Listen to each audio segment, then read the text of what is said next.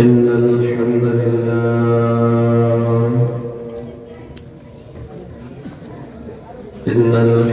لله نحمده ونستعينه ونستغفره ونؤمن به ونتوكل عليه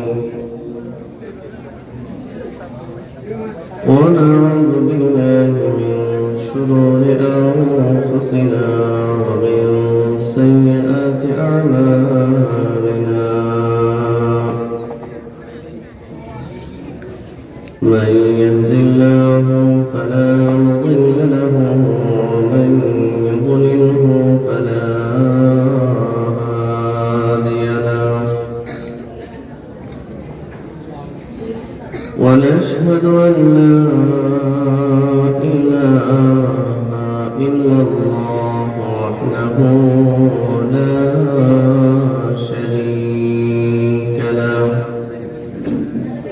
ونشهد أن سيدنا ونبينا وشفيعنا وسندنا وحبيبنا وحبيب ربنا ومولانا محمدا عبده ورسوله الذي أرسل إلى الناس كافة بشيرا ونذيرا وداعيا إلى الله بإذنه وسراجا وقمرا منيرا أما بعد فأعوذ بالله من الشيطان الرجيم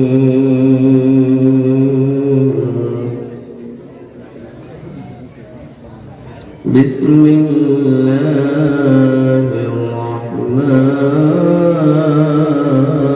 الرحمن الرحيم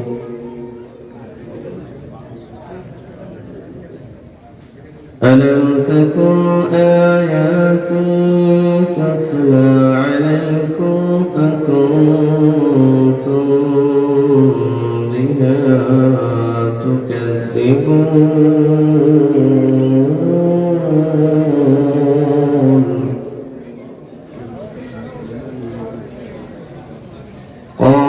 قالوا ربنا غلبت علينا شقوتنا وكنا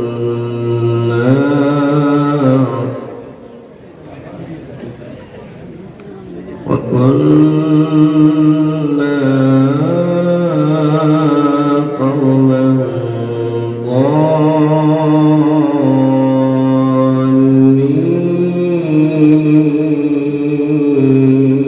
ضالين ربنا أخرجنا منها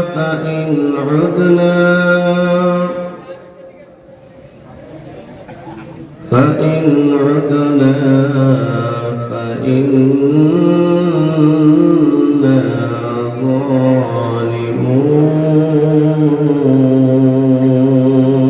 ظالمون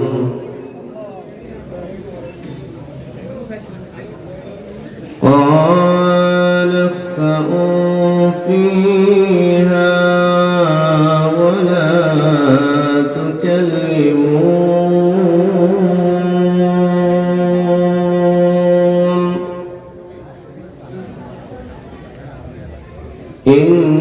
إنه كان فريق من عبادي يقولون ربنا آمنا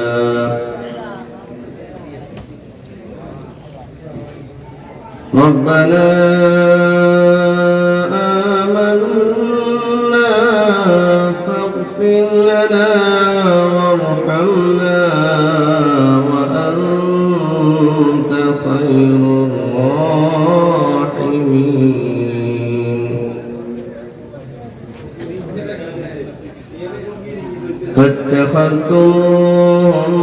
ذكريا حتى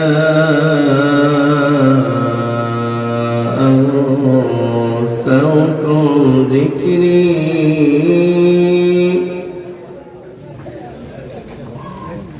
حتى أنسوكم ذكري وكنتم منهم تضحكون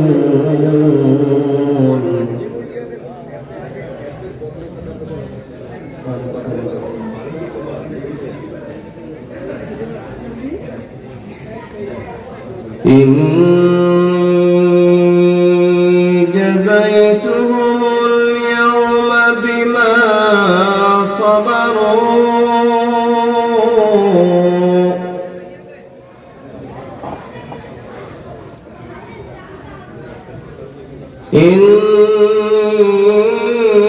إني جزيتهم اليوم بما صبروا أنهم هم الفائزون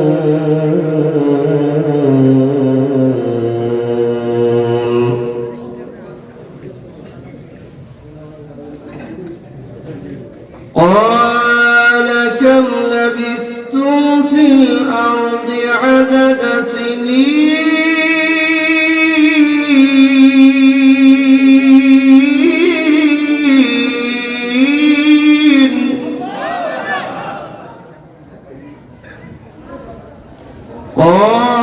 قالوا لبثنا يوما أو بعض يوم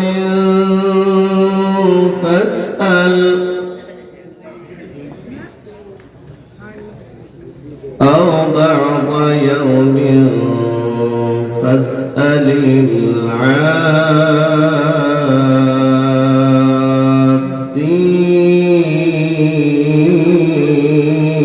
العادين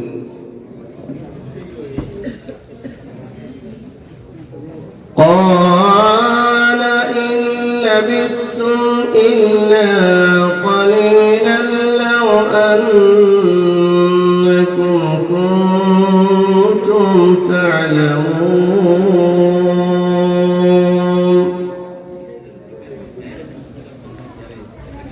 أفحسبتم أنما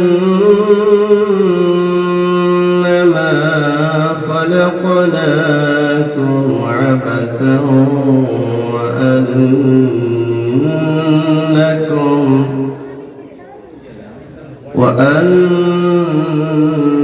وأنكم إلينا لا ترجعون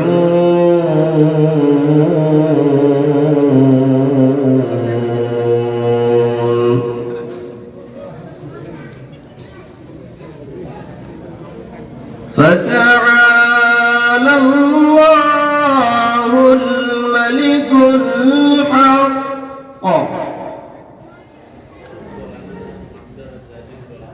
فتعالى الله الملك الحق لا إله إلا هو لا إله إلا هو رب العرش الكريم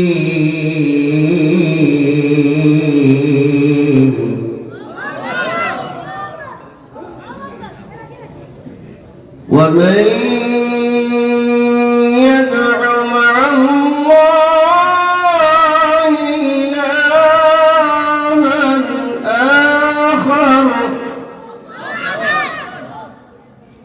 إلها آخر لا برهان له به فإنما حسابه عند ربه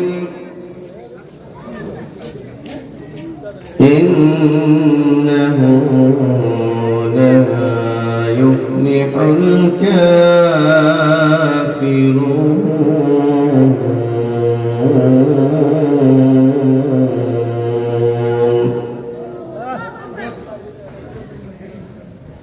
وقل رب اغفر وارحم وأنت خير الراحمين.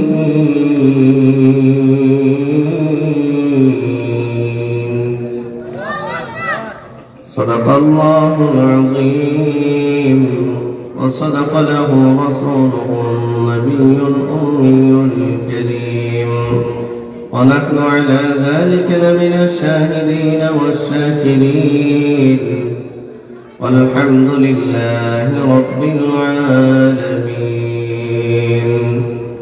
وقال رسول الله صلى الله عليه وسلم: إذا اتخذ الفيء دولا والأمانة مغنما والزكاة مغرما وتعلم لغير الدين وأطاع الرجل امرأته وعق أمه وأدنى صديقه وأقصى أباه وظهرت الأصوات في المساجد وساد القبيلة فاسقهم وكان زعيم القوم أذلهم وأكرم الرجل مخافة شره وظهرت القينات والمعازف وشربت الخمور ولعن آخر هذه الأمة أولها فليرتقبوا عند ذلك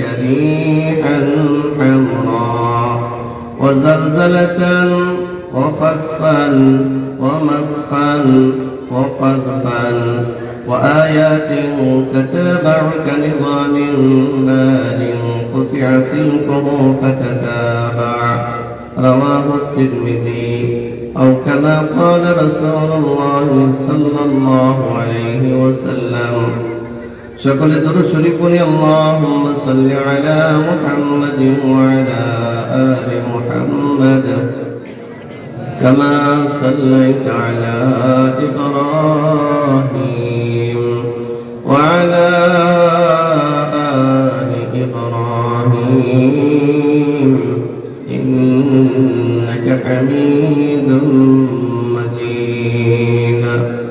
اللهم بارك على محمد وعلى آل محمد كما باركت على إبراهيم وعلى آل إبراهيم إنك حميد مجيد. ربي زدني علما، ربي يسر ولا تعسر وتمم بالخير. رب اشرح لي صدري ويسر لي أمري واحلل عقدة من لساني يفقه قولي. سبحانك لا علم لنا إلا ما علمتنا إنك أنت العليم الحكيم. وسبحانك لا فهم لنا إلا ما فهمتنا إنك أنت الجواد الكريم. الحمد لله রহমাতুল লিল আলামিন হাফিজে মাদ্রাসা এতিমখানা কর্তৃক আয়োজিত আজকের এই অষ্টম বার্ষিক তাফসীর কোরআন মাহফিলে সম্মানিত সভাপতি, আমার অত্যন্ত প্রিয় ভাই, প্রিয় ব্যক্তিত্ব জনাব জিয়াউর রহমান পাটোয়ারি ভাই, সভাপতি রহমাতুল লিল আলামিন হাফিজে মাদ্রাসা এতিমখানা। আজকের মাহফিলে আমন্ত্রিত ওলামায়ে কেরামদের মধ্যে রয়েছেন আমার ভাই হযরত মাওলানা মুহাম্মদ মাহমুদুল হাসান। তিনি আসবেন, কথা বলবেন আপনাদের সামনে ইনশাআল্লাহ। ইতিপূর্বে কথা বলেছেন আমার ভাই হাফিজ মাওলানা মুফতি নুরমান আহমদ হাফিজাহুল্লাহ। আল্লাহ তাআলা আমার ভাইয়ের ইলমে আমলে হায়াতে বারাকা দান করুন। উপস্থিত আছেন উচ্চ এলাকার বিভিন্ন মসজিদ মাদ্রাসা থেকে আগত জাতির আহ্বান ওয়াজিবুল ইহতিরাম মুআজ্জাজ মুকাররম ওলামায়ে কেরাম, সামনে উপবিষ্ট আছেন আমার পিতৃতুল্য মুরব্বিয়ান, রয়েছেন আমার যুবক ভাইয়েরা, আছেন পর্দার আড়ালে অবস্থানরত আমার সম্মানিত মা বোনেরা। আল্লাহ সুবহানাহু ওয়া তাআলার দরবারে অগণিত শুকর ও সুজুদ আদায় করছি যে মহান মুনিব আপনাদের সামনে আজকে সালাতুল ইশার পর কিছু কোরআনুল কারীম থেকে কিছু কথা বলার সুযোগ আল্লাহ আমাদেরকে দান করেছেন এবং শুনবার মতো সুযোগ করে দিয়েছেন। আমরা আমাদের মালিকের দরবারে সকলে শুকরিয়া আদায় করছি, সকলে পড়ছি আলহামদুলিল্লাহ। আপনারা সকলে কেমন আছেন? ভালো আছেন? ওনাকে আসতে বলে এটা সরাই দেবে, খালি চেয়ার রাখা যাবে না। যারা দায়িত্বশীল আছেন আপনারা চলে আসুন। আমি আপনাদের এলাকা আজকে এই প্রথম, সম্ভবত আগামী 24 তারিখে, আগামী শুক্রবারে মনে হয় পাশে কোথাও আশপাশে, সেখানে যদি আল্লাহ তাআলা আনেন দেখা হবে আবার আপনাদের সাথে। আমি আপনাদের সামনে কোরআনুল কারীমের সূরা মুমিনুনের সর্বশেষ পৃষ্ঠাটা তিলাওয়াত করেছি এবং জামিআ তিরমিজির লম্বা একখানা হাদিস আপনাদের সামনে আমি তিলাওয়াত করেছি। আমার ভাই আসার আগ পর্যন্ত, মাওলানা মাহমুদুল হাসান সাহেব আসার আগ পর্যন্ত আমি আপনাদের সামনে কিছু কথা রাখতে চাই। আল্লাহ আমাদের জন্য উপকারী কিছু কথা আমার জবান থেকে যেন বের করে দেন, সকলে বলুন আমিন।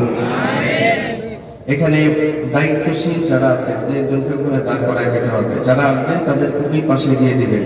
ওই যে যাইতে যাইতে রাস্তা বন্ধ হয়ে যাবে, রাস্তাটা বন্ধ না করে এখানে দুইজন দাঁড় করাবেন।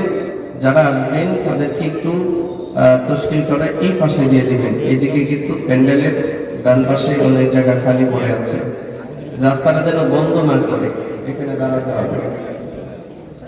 তো আপনারা সকলেই কিছু কথা শুনতে প্রস্তুত আছেন? কোরআনুল কারীম কার কালাম? হলো আল্লাহর কালাম। কালাম মানে কি? কথা, কনসালটেন্সি, কথোপকথন, বাক্যালাপ, কথাবার্তা। আল্লাহ এই কথাগুলো কোরআনুল কারীমে আল্লাহ তাআলা সন্নিবেশিত করেছেন, এটা আল্লাহর কালাম। আমার ভাইরা, আল্লাহর কালাম পৃথিবীতে সর্বোচ্চ সম্মানের অধিকারী, ঠিক নয় কি? বলেন নারায়ে তাকবীর। সবাই আল্লাহু আকবার বলেন, নারায়ে তাকবীর, লিল্লাহি তাকবীর। মাহমুদ হাসান সাহেবের আগমন, এই জবান খুললে স্বাগতম জানান না কেন? মেহমান দাওয়াত দিয়েছে, স্বাগতম জানাইতেন না? বলেন মাহমুদুল হাসান সাহেবের আগমন। আমার ভাই আমার পরে আলোচনা রাখবেন, তিনি এসে গেছেন। আমি আপনাদের সামনে যে আয়াতগুলো পড়েছি তার আলোকে কিছু কথা বলতে চাই। আমাকে পরিবেশ দিবেন? রাজি আছেন? এই মাদ্রাসা ছাত্র তোমরা যারা, তোমরা চিল্লাচিল্লি বা দৌড়াদৌড়ি খুব বেশি করবা? চুপ থাকবা? বুট খাচ্ছ? বন্ধ করো, এগুলো বন্ধ করে দাও। বুট তো বহু খেয়েছে, এদিকে বলতে হচ্ছে। আপনারা কোরআনুল কারীমের তাফসীরুল কোরআন মাহফিলে যান, এটা ওয়াজ মাহফিল না। মনে রাখবেন, ওয়াজ মাহফিল আর তাফসীর মাহফিলে ব্যবধান আছে, আছে না? ওয়াজ মাহফিলে বিভিন্ন জায়গা থেকে কিছু কিছু কথা এনে ওয়াজ করা যায়। তাফসীর মাহফিলে মন গড়া কথা বলার সুযোগ নাই।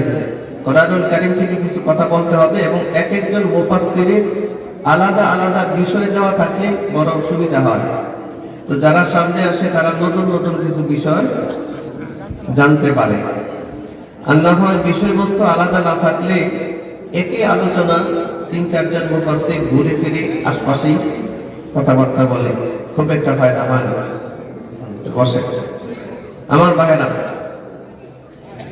আমি আশা করছি আপনারা আমাকে পরিবেশ দিবেন, একটু নীরব থাকবেন। হ্যাঁ, আমি ঢাকাতে 2টা মসজিদের জুমা পড়াই আলহামদুলিল্লাহ। একটা হচ্ছে খিলখিলা আর একটা বাড়িধারাতে।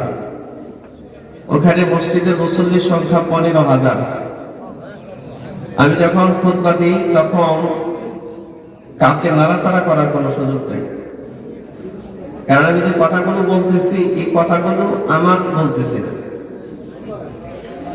কোরআন মাজিদের একটা বৈশিষ্ট্য আছে, যখন তোমরা কোরআন শোনো ওয়ানসিতু তখন চুপ থাকো। কোরআন যেখানে পাঠ করা হবে, কোরআনের কথা যেখানে বলা হবে, এই কথার উপরে আর কারো কোনো কথা চলতে পারে আগে পিছে আপনি বলবেন সেটা আপনার ব্যাপার, কিন্তু এই আলোচনা চলাকালীন অবস্থায় আর ভিন্ন কোনো কথা চলতে পারে না। তো এই বিষয়টা আপনারা একটু পরিবেশ দিবেন। এই কারণে আমার মসজিদ আলহামদুলিল্লাহ মুসল্লিরাও সেটা বুঝে ওই জায়গাগুলোর মধ্যে খুতবাও ভালোভাবে দেওয়া যায়। আশা করি আপনারা কোরআন প্রেমিক মানুষ, আমাকে একটু পরিবেশ দিবেন, শুধু আমাকে না, আমার পরে যিনি আলোচক আছেন তাকেও পরিবেশ দিবেন, কারণ মেহমানকে কদর করতে হবে। ফালইউকরিম যায়ফাহু, এটা আমাদের ধর্মের শিক্ষা, আমাদের রাসূল বলেছেন। তা আমরা ধৈর্য ধরে কোরআনের কিছু কথা শুনবো ইনশাআল্লাহ। আল্লাহ তাআলা বলছেন, বিসমিল্লাহির রহমানির রহিম,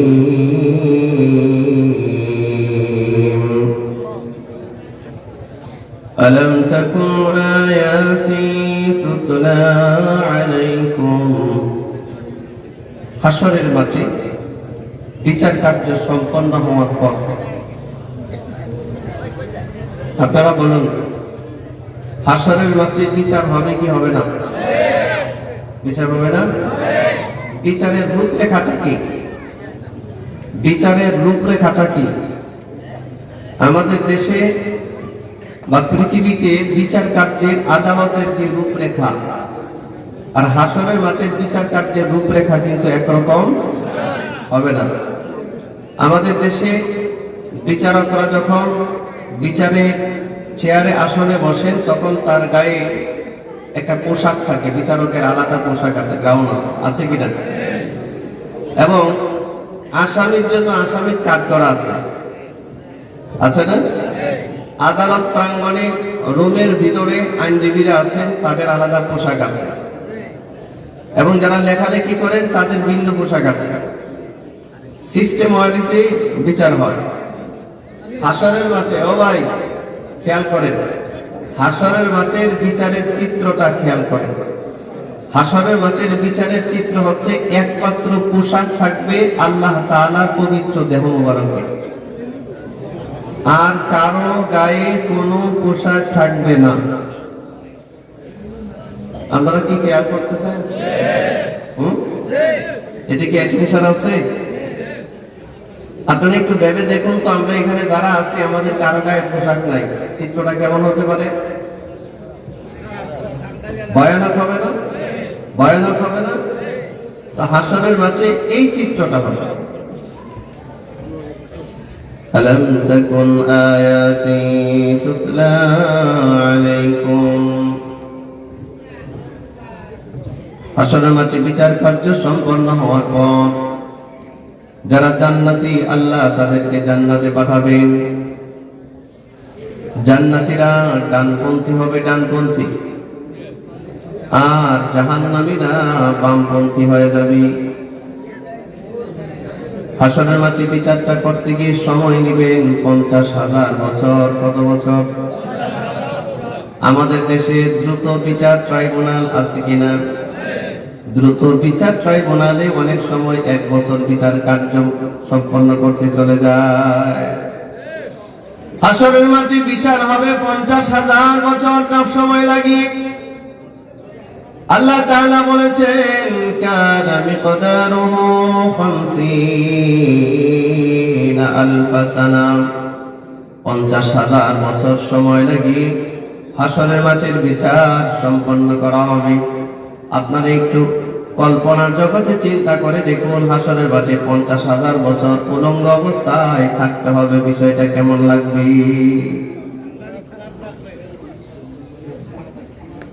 জালালউদ্দিন সুয়ুতী রাহমাতুল্লাহি আলাইহি পৃথিবী বিখ্যাত তাফসীর গ্রন্থ তাফসীরে জালালাইনের মধ্যে লিখেছেন,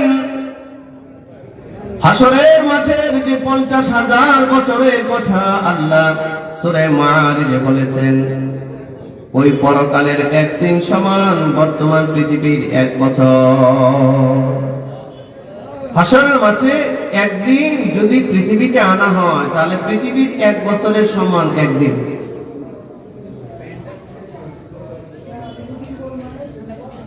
প্রিয় ভাইয়েরা আমার, তাহলে আবার চিন্তা করুন ওই হাসরের মাঠে কত হাজার বছর আমাদের থাকতে হবে দাঁড়িয়ে। এই 50,000 বছরের ভিতরে একটা মানুষ ডানে বামে সামনে পিছনে তাকাবার কোন সুযোগ সে পাবে না। আল্লাহ তাআলা বলেন, খাশিআতান আবসারুহুম তারহাকুহুম যিল্লাহ যালিকাল ইয়াউমুল্লাযী কানূ ইউআদুন। আল্লাহ তাআলা বলেন, ওই দিন হাসরের মাঠে সব কয়টা মানুষের অতীত জীবনের সমস্ত জিল্লতি, সমস্ত অপমান, সমস্ত গুনাহ তার সামনে ঘুরতে থাকবে। আর অপমানে অপরাধ বোধ তার ভিতরে সৃষ্টি হবে, মাথা নিচু করবে, মাথা উঁচু করার সুযোগ নাই। খাশিআতান আবসারুহুম তারহাকুহুম যিল্লাহ, সারা জীবনের অপমান, দুনিয়াতে ভুল বিচার করে নিরপরাধী মানুষকে বছরের পর বছর যারা জেলখানায় ঢুকায় রাখলো তাদেরও তো বিচার হবে কি হবে না? নামে নামে নাম মিলছে, ফাঁসি দণ্ডাদেশ দেওয়া হয়ে গেছে। নামে নামে নাম মিললে দুনিয়াতে ফাঁসির দণ্ডাদেশ হয়, স্বজন প্রীতির বিচার হয়। এই দেশে শত শত খুনের আসামি, কোটি কোটি টাকা দুর্নীতির মামলার আসামি, মানুষের বাড়ি ঘর দখল করার আসামি, টেন্ডারবাজি, ক্যাসিনো সম্রাটরা আজকে বুক ফুলিয়ে রাস্তায় ঘোরায়। আর সমাজের সর্বশ্রেষ্ঠ মানব সন্তান উম্মতের উলামায়ে কেরামদের হাতে হাত করা লাগানো হয়। এটাও তো একটা বিচার। এই বিচারকের সামনে, বিচারক তো আল্লাহর সামনে দাঁড়াতে হবে। জোরে বলেন, হবেটা কি? তার হালত হবে কি? সব মানুষ ওই জায়গার মধ্যে দাঁড়িয়ে থাকবে, কারো গায়ে কোনো ধরনের কাপড় চোপড় থাকবে না। যখন মানুষগুলোকে দাঁড় করাবেন, বিচারের চিত্রটা, হাসরের মাঠের বিচারের চিত্রটা, সবগুলো মানুষের গায়ে কোনো কাপড় চোপড় নাই, সম্পূর্ণ বিভৎস অবস্থায় দাঁড়িয়ে থাকতে হবে। একমাত্র আল্লাহর গায়ে পবিত্র দেহ মুবারকের মধ্যে পোশাক থাকবে, আর কারো গায়ে পোশাক থাকবে না। দুনিয়ার বিচারে আদালতে সবার গায়ে পোশাক আছে, এক একজনের গায়ে এক এক রঙের পোশাক। আর হাসরের মাঠে আল্লাহ তাআলার গায়ে শুধুমাত্র পোশাক থাকবে, আর কারো গায়ে কোনো পোশাক থাকবে না। না নবীর, না সাধারণ উম্মতের, না নারীর, না পুরুষের, কারো গায়ে কোনো পোশাক থাকবে না। সম্পূর্ণ বিভৎস অবস্থায় আসামির কাঠ গড়ায় দাঁড়িয়ে থাকতে হবে, মাথা নিচের দিকে থাকবে, দৃষ্টি যে অবনত হবে, এই দৃষ্টি সোজা করবার ক্ষমতা কোনো মানুষের থাকবে না। সবগুলো মানুষ পঙ্গপালের মতো এসে দাঁড়িয়ে যাবে। وَيَحْمِلُ عَرْشَ رَبِّكَ فَوْقَهُمْ يَوْمَئِذٍ ثَمَانِيَةٌ।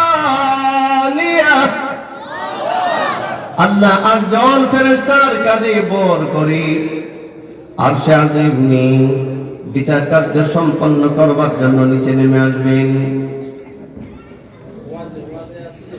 আমার প্রিয় ভাইরা, হাসরের ময়দানে যখন সব মানুষ দাঁড়াবে, আল্লাহ সর্বপ্রথম বিচার করার ক্ষেত্রে একটা প্রশ্ন করবেন, আগে একটা প্রশ্ন করবেন। বিচারের আগে, বিচার শুরু হয় নাই। হাসরের মাঠের বিচারের ইন্ট্রোডাকশন হবে একটা প্রশ্নের মধ্য দিয়ে, আল্লাহ একটা জিজ্ঞাসার মধ্য দিয়ে বিচার শুরু হবে। আল্লাহ প্রশ্ন করবেন লিমানিল মুলক, এটা প্রথম প্রশ্ন। এ ভাই, এর আগ পর্যন্ত হাসরের মাঠে কেউ কোনো শব্দ করতে পারবে না। আল্লাহ তার আরশে আজিমে বসে যখন বিচার শুরু করবেন, প্রথম প্রশ্ন করবেন সব মানুষের সামনে, লিমানিল মুলক।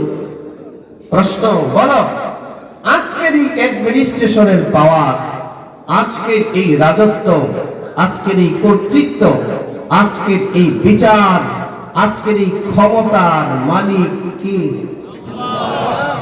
আপনি যে বলবেন আল্লাহ, এই আল্লাহ বলাটা বলে যাবেন। আল্লাহ যখন ধমক মারবে লিমানিল মুলক, বলো আজকের রাজত্ব কার?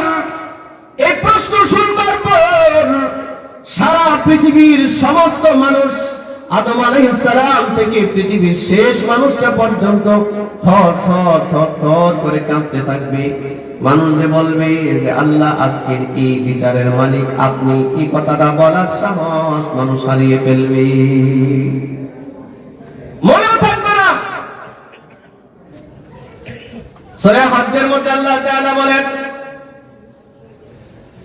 হাসরের মাঠের বিচারের সম্মুখীন মানুষ যখন হবে, মানুষগুলোর হালত কেমন হবে? যে একটা গর্ভবতী মা, তার 5 মাস বয়স একটা বাচ্চা তার পেটের ভিতরে, আল্লাহর এই প্রশ্নটা শুনবার পরে, জিজ্ঞাসা শুনবার পরে তার বাচ্চা কোন দিক দিয়ে প্রসব হবে তার খবর থাকবে না। দুগ্ধপুষ্য মা, যে মা তার বাচ্চাকে দুধ পান করায়, মা তার দুগ্ধপোষ্য শিশুকে ভুলে যাবে, আল্লাহ বলেছে।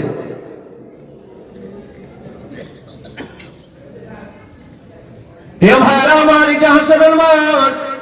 এই একটা প্রশ্ন, খুব খেয়াল করেন, খুব খেয়াল করেন, শুধু মজা লাগাবার জন্য না, আপনার চিন্তার পরিবর্তন করেন, শুনেন কি বলতেছি। প্রশ্ন করবে একটা, সময় যাবে 40 বছর, কোন শব্দ হবে না, উত্তর হবে না কারো মুখে। এক প্রশ্নের সব মানুষের সামনে ছেড়ে দিবেন আল্লাহ, লিমানিল মুলক, বলো আজকের রাজত্ব কার? এই প্রশ্নটা হবে। এই প্রশ্ন রেখে সারা হাসরের মাঠ নীরবতা অবলম্বন করবে 40 বছর। এর ভিতরে শব্দ করবার ক্ষমতা কারো থাকবে না। যে কোনো মানুষ উত্তর দিবে যে আল্লাহ আজকের এই বিচারের মালিক তো আপনি, এই কথাটা বলবার কেউ থাকবে না।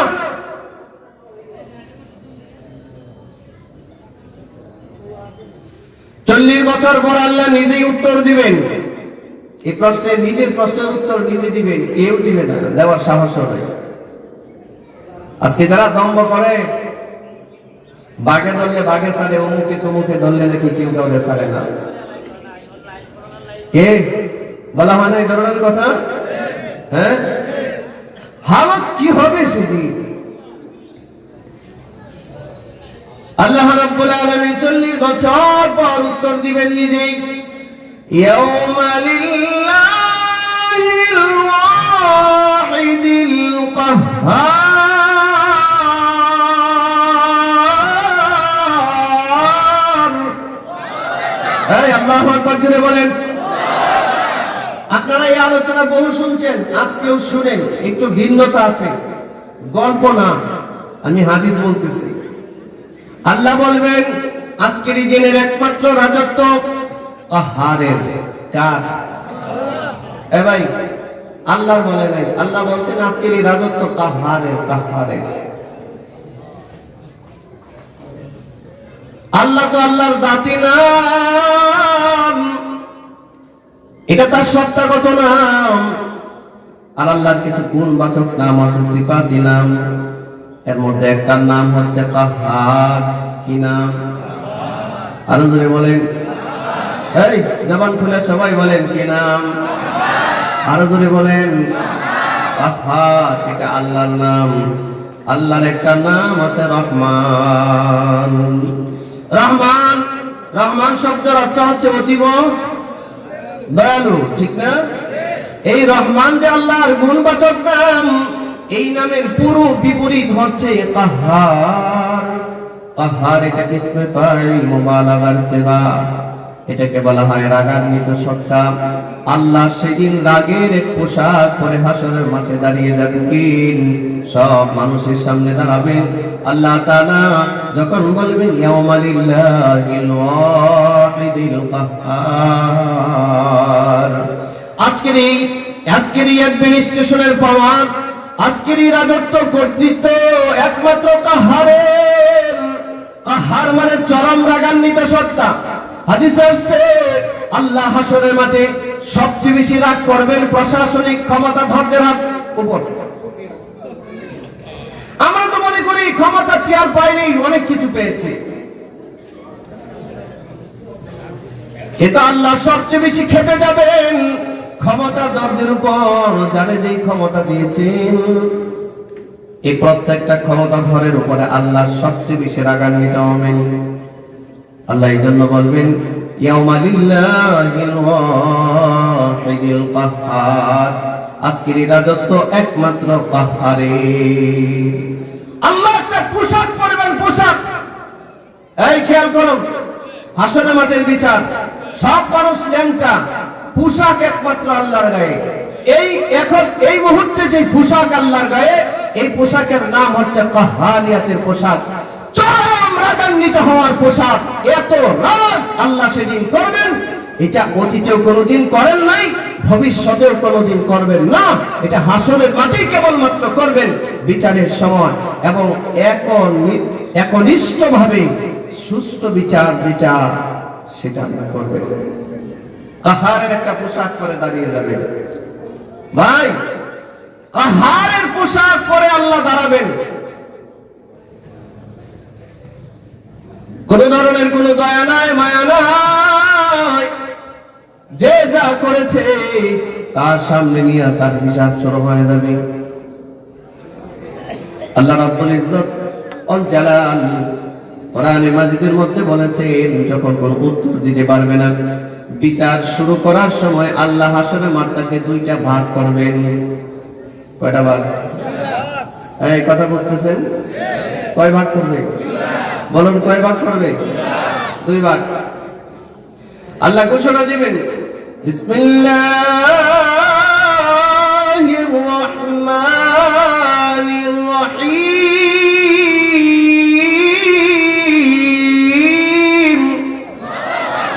এমনি আল্লাহু আকবার বলেন, দেখে কোরআন মাজিদে আগুন লাগায় কাফেররা। জোরে বলেন আল্লাহু আকবার। জবান খুলে আরো জোরে বলেন আল্লাহু আকবার। আরে আল্লাহর কালাম শুনলে ফেরেশতারা সহ্য করতে পারে না। ফেরেশতারা তেলাওয়াতকারীর নাকে, কপালে, গালে, ঠোঁটে চুমা দিতে থাকে।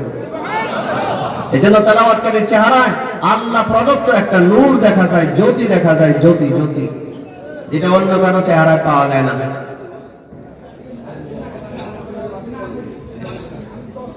এ পাশে কি খাবার টাবার আছে? তাহলে এত আওয়াজ কেন?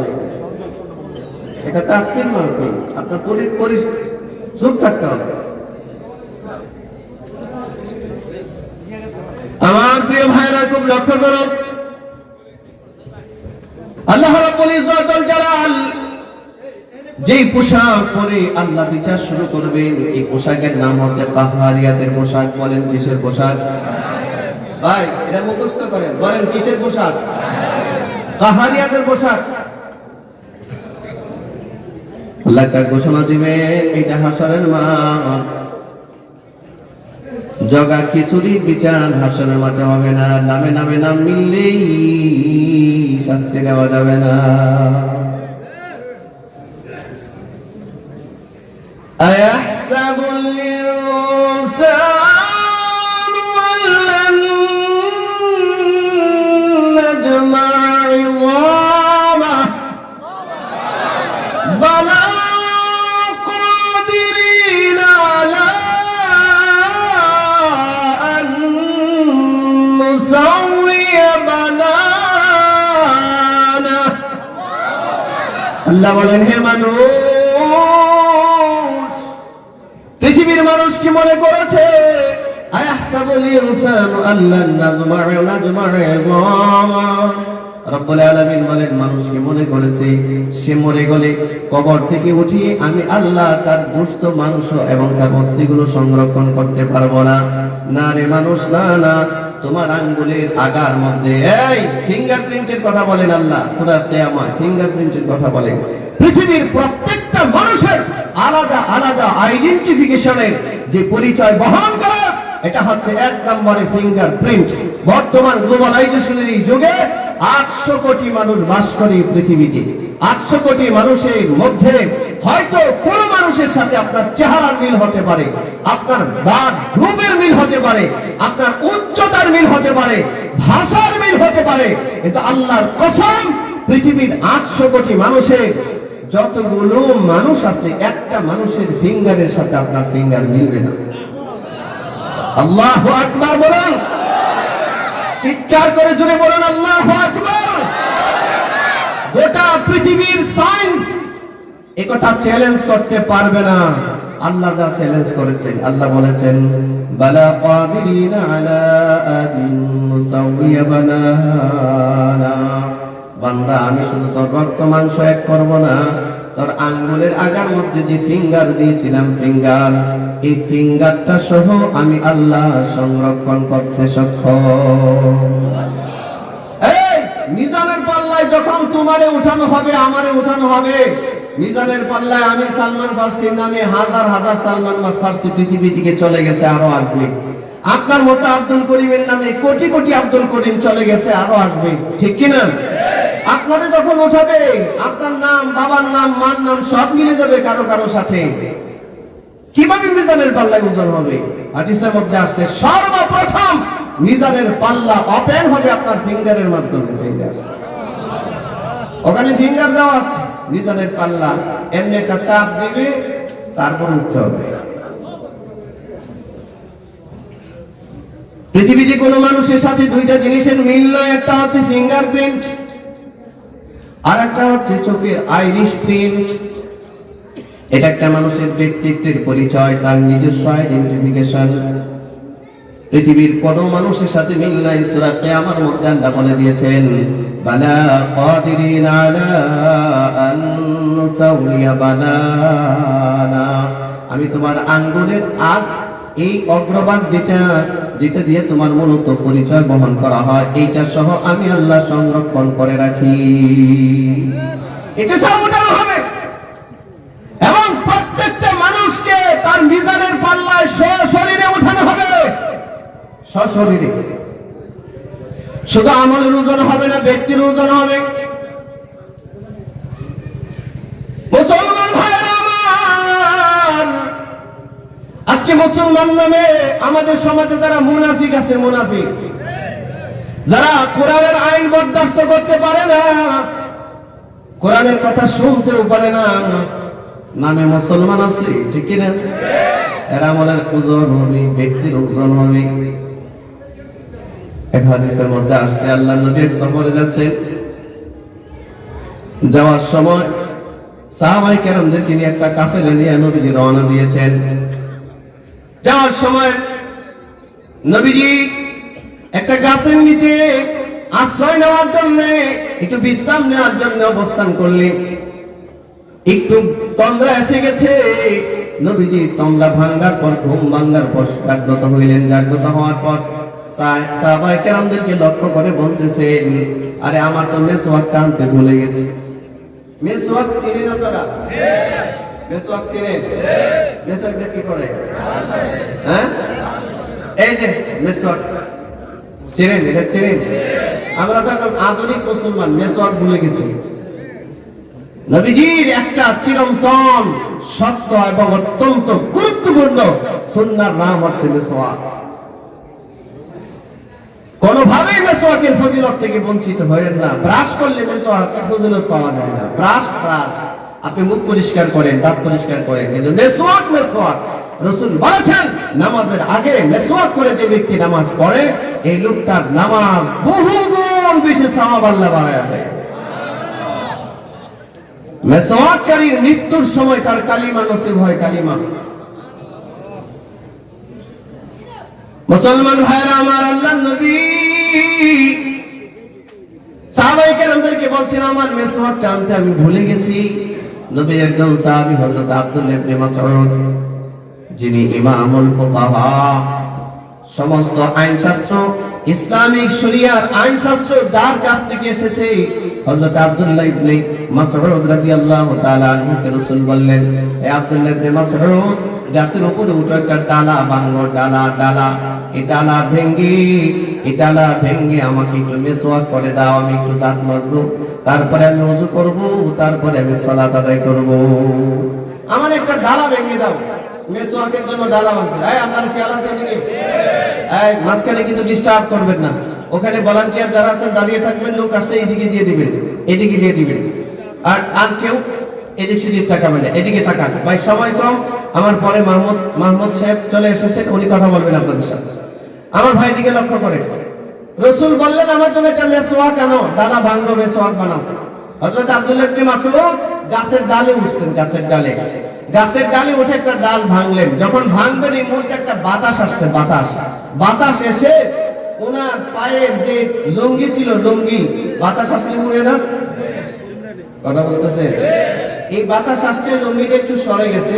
তো সাহাবায়ে কেরাম তাকায় দেখে আব্দুল্লাহ ইবনে মাসউদের পায়ের যে হাড্ডিগুলো শুধুমাত্র হাড় আছে, গোশত নাই, এত শুকনা।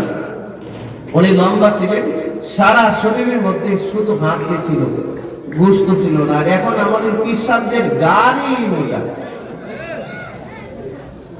ঠিক না? পেট চুলকা দিলে তো মই লাগাইতে হবে তার। এরকম সমাজে মারে বাবারে সারা বছর এক টুকরা গোশত দেয় না, আর বাবার মাজারে যখন উরস হয় সুদে টাকা এনে মহিষ কিনে নিয়ে চলে যায়। হ্যাঁ ঠিক, আপনি বললেও ঠিক, না বললেও ঠিক। এটা তার চেয়ে জোরে সরে বলেন, ঠিক কিনা জোরে বলেন। আমি মাহফিলে গিয়েছি কয়েক বছর আগে নরসিংদীর মনোহর দিতে, খেতে বসেছে মুরব্বী আছে, 80 বছর বয়স হবে, তার উঠতে হবে। উনি পাশে বসছেন, আমি একটা প্লেট দিয়েছি তাকে খাওয়ার জন্য। আমি ওনাকে কিছু খেতে দিলাম, আর কিছু আমি তো সবকিছু খাচ্ছি না, ওনাকে বেশি দিচ্ছি, মাছ গোশত যা আছে আমি ওনাকে দিচ্ছি। আমি লক্ষ্য করলাম যে উনি কাঁদতেছে, মুরব্বী কান্না করতেছে। আমি বললাম চাচা কাঁদতেছেন কেন?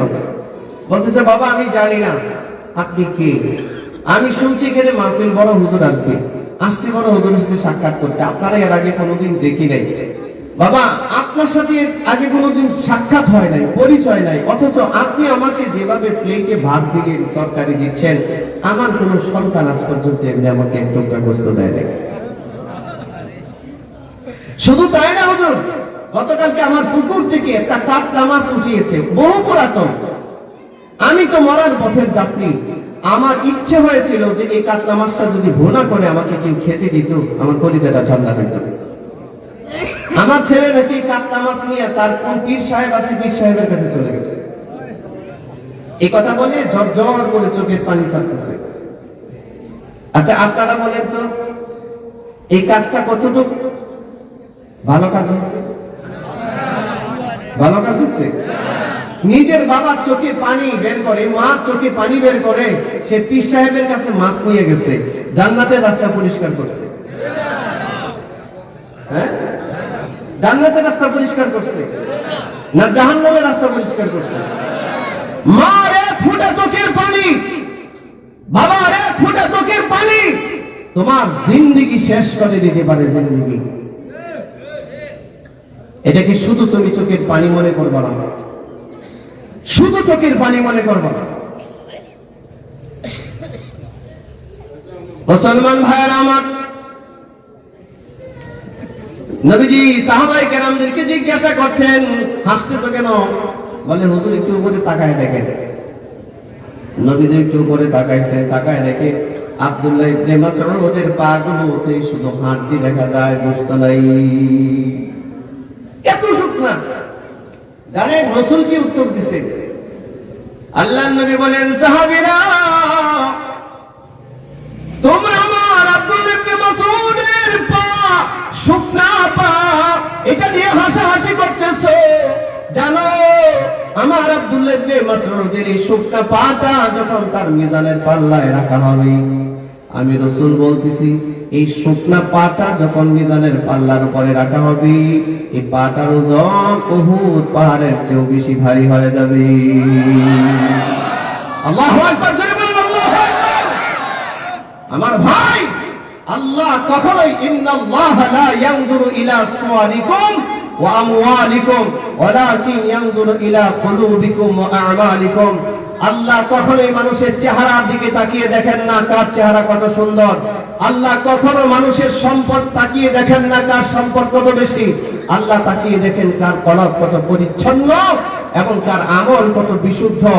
ও ভাই, যে দুর্বল মানুষটার কলব পরিচ্ছন্ন, পবিত্র এবং আমল দামি, কোয়ালিটি সম্পন্ন আমল, এই লোকটার মিজানের পাল্লায় ওজন বেড়ে যাবে। আমার প্রিয় ভাইরা, আল্লাহ তাআলা ডাক দিয়ে বলবেন, ওয়ামতাযুল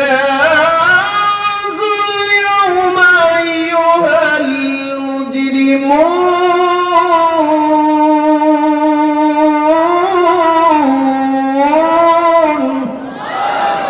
আল্লাহ ডাক দিয়া, যখন আমি শুরুতে বলছি যে আল্লাহর পোশাক যেটা যে পোশাকে বিচার করতেছেন, এই পোশাকের নাম কি বলেন? সবাই বলেন, এই জবান খোলেন, বলেন কি নাম? এটা এরকম কুট না, পাঞ্জাবি জুব্বা না। আল্লাহর গায়ে যে পোশাকটা থাকবে এটার নাম কাহারিয়াতের পোশাক। পোশাক থেকে গুসা, রাগ বের হতে থাকবে, পোশাক থেকে রাগ বের হতে থাকবে। একটা বার মানুষ দৃষ্টি উপরে উঠিয়ে যখন আল্লাহ পবিত্র চেহারা মুবারকে কাহারের পোশাক দেখবে, সন্তান ভুলবে, মা ভুলবে, স্বামী ভুলবে, পৃথিবীর সবগুলো মানুষ ভুলে যাবে, কারো কথা মনে থাকবে না। একটা বার তাকাবার পর দৃষ্টি যে নিচের দিকে দিবে, খাশিআতান আবসারুহুম তারহাকুহুম যিল্লাহ, সারা পৃথিবীর জিল্লতি তাকে, অপমান তাকে গ্রাস করবে, মাথা নিচের দিকে করে কাঁপতে থাকবে, আর ইয়া রাব্বি নাফসি এই আওয়াজ উঠাতে থাকবে সারা হাসরের মাঠ। আল্লাহ রাব্বুল আলামিন এবার ডাক দিবেন, এই শুনেন, আল্লাহ বলবেন, মুমতাজুল ইয়াওমা আইয়ুহাল মুজরিমুন। কঠিন ঘোষণা। আমাদের দেশে চোর, সন্ত্রাস, ডাকাত আইনের ফাঁক করে স্বজনপ্রীতির বিচারের দ্বারায় বুক ফিলিয়ে রাস্তাঘাটে ঘোরায়, আর এই সমাজের বহু নিরপরাধী মানুষ জেলখানায় পড়ে মরতেছে, ঠিক না? রাস্তার গায়িকা নায়িকারা আজকে সংসদে, আর উম্মতের শ্রেষ্ঠ আলেম, পৃথিবী বিখ্যাত মুফাসসিরদের হাতের মধ্যে হাত করা, ডান্ডা বেরি লাগানো, ঠিক নাকি? এটা শুধু যে আমাদের দেশে তা নয়, এটা সারা দুনিয়াতে। আপনারা জানেন সৌদি আরবে গত কয়েকদিন আগে আপনারা শুনেছেন, আরবে মক্কার ইমাম, 34 বছরের ইমাম আল্লামা শুরাইম হাফিজাহুল্লাহ বাধ্য করা হয়েছে পদত্যাগ করতে। মক্কার ইমাম জেলখানায় ঢুকানো হয়েছে, জেলখানায় ঢুকানো হয়েছে, আজও মুক্তি নাই। আমার প্রিয় ভাইরা, হাদিসের মধ্যে আসছে কিয়ামতের আগে আলেমদের উপরে এমন নির্যাতন চলবে, মুসলমান ভাইরা আমার, আল্লাহ ঘোষণা দিবেন, ওয়ামতাজুল ইয়াওমা আইয়ুহাল মুজরিমুন। ঘোষণা দিয়ে বলবেন, দুনিয়া যা করছো করছো, আজকের এই বিচারের মাঠে আমার নেককার মানুষগুলোর সাথে বদকার দাঁড়ানোর সুযোগ নেই। যাও, নেককার যারা ডান দিকে যাও, আর পাপিষ্ঠ যারা বাম দিকে যাও, একটা পার্টিশন হয়ে যাবে মাঝখানে। শুরুতে আল্লাহর গায়ের পোশাক কি ছিল? এই কথা বলো বেটা, কথা বলো, মুখস্থ করো। কি পোশাক ছিল বলেন? কিসের পোশাক? এটা কি দয়া মায়ের পোশাক না চরম লাগান্বিত হওয়ার পোশাক? আল্লাহ তাআলা ঘোষণা দেওয়ার পর দুইটা ভাগ হবে, পার্টিশন হবে। ডানপন্থী যারা ডান দিকে যাবে, বামপন্থী যারা বাম দিকে যাবে। ডানপন্থীরা ডান দিকে, বামপন্থীরা বাম দিকে। বাম দিকে যারা থাকবে এদের সামনে আল্লাহ যখন বিচার করবেন তখন তার চেহারা মুবারকে গায়ের শুধুই পাহাড়ের পোশাক থাকবে। আবার ডানপন্থী যারা হবে এই দিনদার মানুষগুলোর সামনে যখন আল্লাহ দাঁড়াবেন রহমানিয়তের পোশাক পরে দাঁড়াবেন, দয়াময় পোশাক পরে দাঁড়াবেন, চেঞ্জ করে ফেলবেন পোশাক। মাকামে মাহমুদে আমাদের নবী আল্লাহকে সর্বপ্রথম সুপারিশ করে বলবেন, আল্লাহ আজকের দিনে যে পোশাক আপনি পরেছেন, যে রাগান্বিত আপনি হয়েছেন, আপনার রাগ যদি না কমান কোন মানুষের বিচার করা সম্ভব হবে না, কোন মানুষ মুক্তি পাবে না, বিশেষ করে আমার উম্মত মুক্তি পাবে না। আল্লাহ আমার উম্মতের সামনে আপনি কাহ্হারিয়াতের পোশাক পরে বিচার করবেন। আল্লাহ আল্লাহ আপনার রাগ কমায়া দেন। আপনার এই রাগের কারণে নবীরা পর্যন্ত মাথা নিচের দিকে দিয়া ইয়া রাব্বি সাল্লিম, ইয়া রাব্বি সাল্লিম, ইয়া রাব্বি সাল্লিম বলতেছে। আর সাধারণ উম্মত ইয়া রাব্বি নাফসি, ইয়া রাব্বি নাফসি বলতেছে। আদম নবী তার উম্মতের কথা চিন্তা করছেন, নূহ নবী তার উম্মতের কথা চিন্তা করছেন, ইব্রাহিম নবী তার উম্মতের কথা চিন্তা করছেন, মুসা কালিমুল্লাহ আল্লাহকে ডাক দিয়ে বলবে, আল্লাহ কালিমুল্লাহ উপাধিটা আমার দেওয়া নয়, এটা আপনার দেওয়া উপাধি। আল্লাহ আজকের এই ভয়াবহ বিভীষিকাময় হাসরের মাঠে এই কালিমুল্লাহ উপাধির কারণে আমার উপর একটু দয়া করেন আল্লাহ। ইব্রাহিম খলিলুল্লাহ বলবে, খলিলুল্লাহর কারণে আমার উপর একটু দয়া করেন।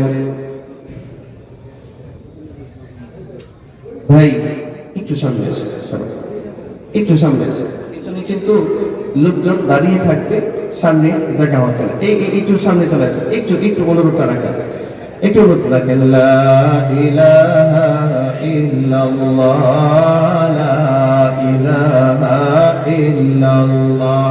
এ ভাই ভলান্টিয়ার যারা আছেন, যে পিছনে যারা দাঁড়িয়ে আছে, ওনাদের বসে আছে, ওনাদেরকে একটু সামনে আসতে বলেন, একটু অনুরোধ করে সবাইকে বলেন সামনে চলে আসার জন্য। আমার প্রিয় ভাইরা, এখানে যত রকম জায়গা আছে এটার এই অ্যাকোমোডেশন হবে না, যে মানুষ আসবে আপনারা একটু সামনে চলে আসুন, মেহেরবানি করে। যারা পিছনে বসে আছেন একটু দয়া করে সামনে চলে আসুন, সামনে জায়গাগুলো পুরো করে বসুন।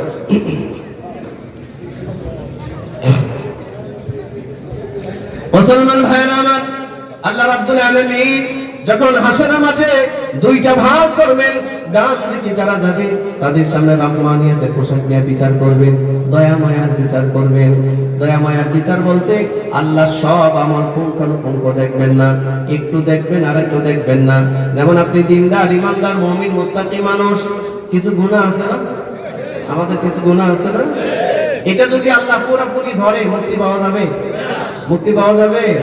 এটা আল্লাহ ডান দিকে যাকে নিয়ে যাবে তারে ডাক দিবে, ডাক দিয়ে বলবে, বান্দা তুমি এইগুলো করেছো, উল্টাও, পৃষ্ঠা উল্টাও, তোমার আমলনামা তুমি উল্টাও।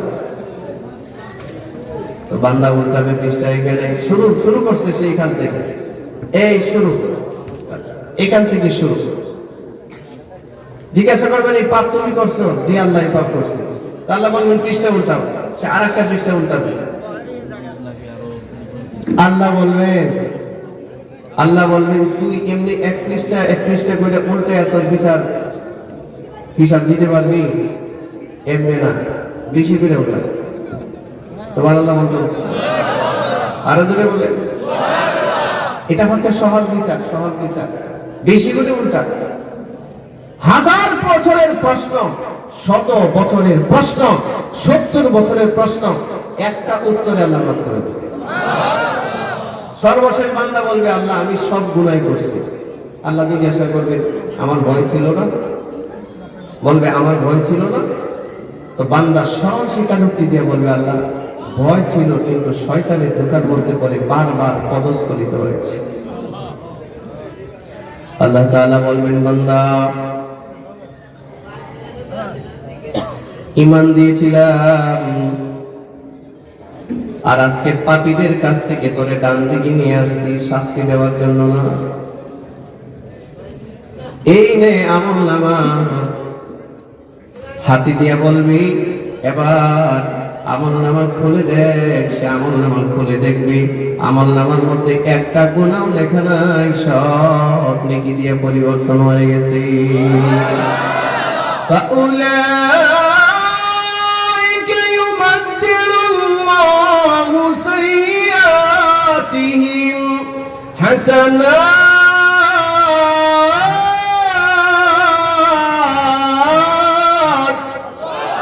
وكان الله غفورا رحيما।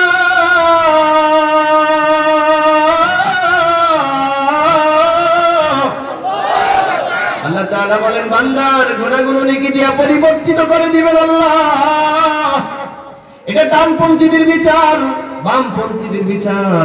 তাহারেতের পোশাক দিয়ে দাঁড়াবে, একটা একটা করে প্রশ্ন করবেন, জীবনে যা যা করছে প্রত্যেকটা প্রশ্ন করবেন, একটাও আল্লাহ বাদ দিবেন না। মুসলমান ভাইরা আমার, এই বিচারটা সম্পন্ন হওয়ার পর জান্নাতীরা জান্নাতে যাবে, ডানপন্থী যারা হবে এদেরকে কিছু বিচার করে আল্লাহ জান্নাত দিবেন। বামপন্থী যারা হবে এদেরকে বেশিরভাগ জাহান্নামে চলে যাবে।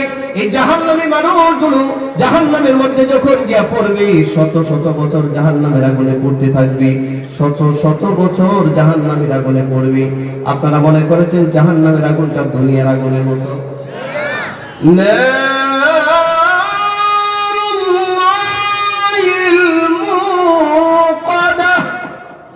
আল্লাহু আকবার বলতে চাই না?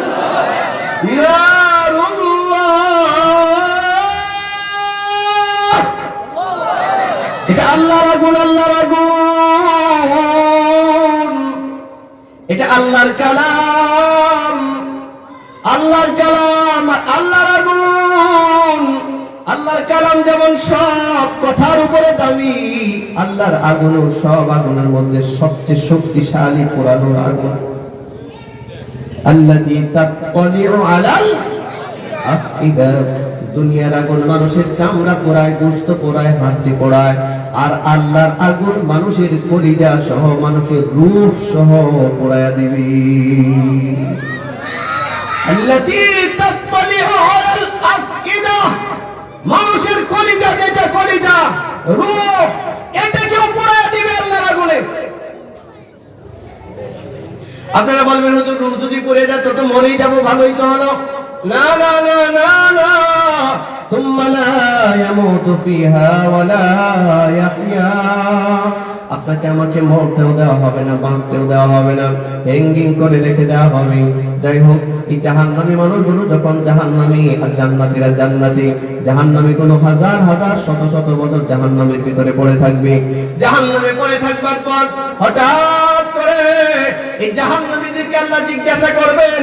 আমি যে আয়াতগুলো আপনাদের সামনে তেলাওয়াত করেছি, আল্লাহ তাআলা বলেন আলাম তাকুন আয়াতি তুতলা আলাইকুম। আল্লাহ জাহান্নামীদেরকে প্রশ্ন করবেন, এ জাহান্নামীরা, তোমরা যে আজকে জাহান্নামে এসেছো, আলাম তাকুন আয়াতি তুতলা আলাইকুম, তোমাদের সামনে কি কোরআনের আয়াতগুলো কখনোই পড়া হয় না? কে আজকে যে জাহান্নামে এসেছো, তোমাদের সামনে আমার কোরআনের আয়াতগুলো কি কখনোই পড়া হয় নাই? তোমাদের সামনে কি কোনো নবী রাসূল কি কোরআনের আয়াত পড়ে নাই? কোন উম্মতে মুহাম্মাদী কেরাম কি তোমাদেরকে কোরআন খুলে খুলে তেলাওয়াত করে বোঝায় নাই? আপনাদের কি বোঝানো হয় না? এটা কার কালাম? এটা কি উল্টানো হয় না? আমি তেলাওয়াত করি নাই, অর্থ বলতেছিলেন, অস্বীকার করতে পারবেন? সুযোগ আছে? কথা আল্লাহ বলেন আলাম তাকুন আয়াতি তুতলা আলাইকুম, তোমাদের সামনে কি কোরআনের তেলাওয়াত করা হয় নাই? কোরআনের অর্থগুলো কি তোমাদেরকে বোঝানো হয় নাই? কোরআন নিয়ে তোমাদের সামনে কি আলোচনা করা হয় নাই? স্বীকার করা যাবে?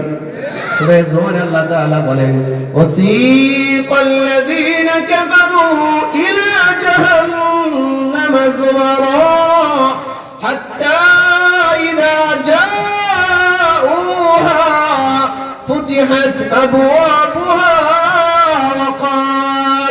وقال لهم خزنتها ألم يأتكم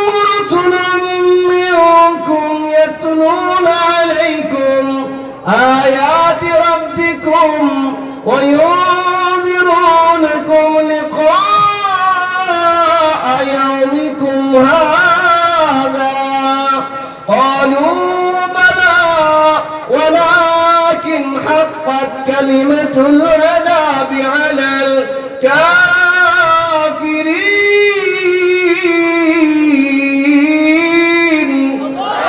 قيل ادخلوا أبواب جهنم قيل ادخلوا أبواب جهنم خالدين فيها فبئس مثوى المتكبرين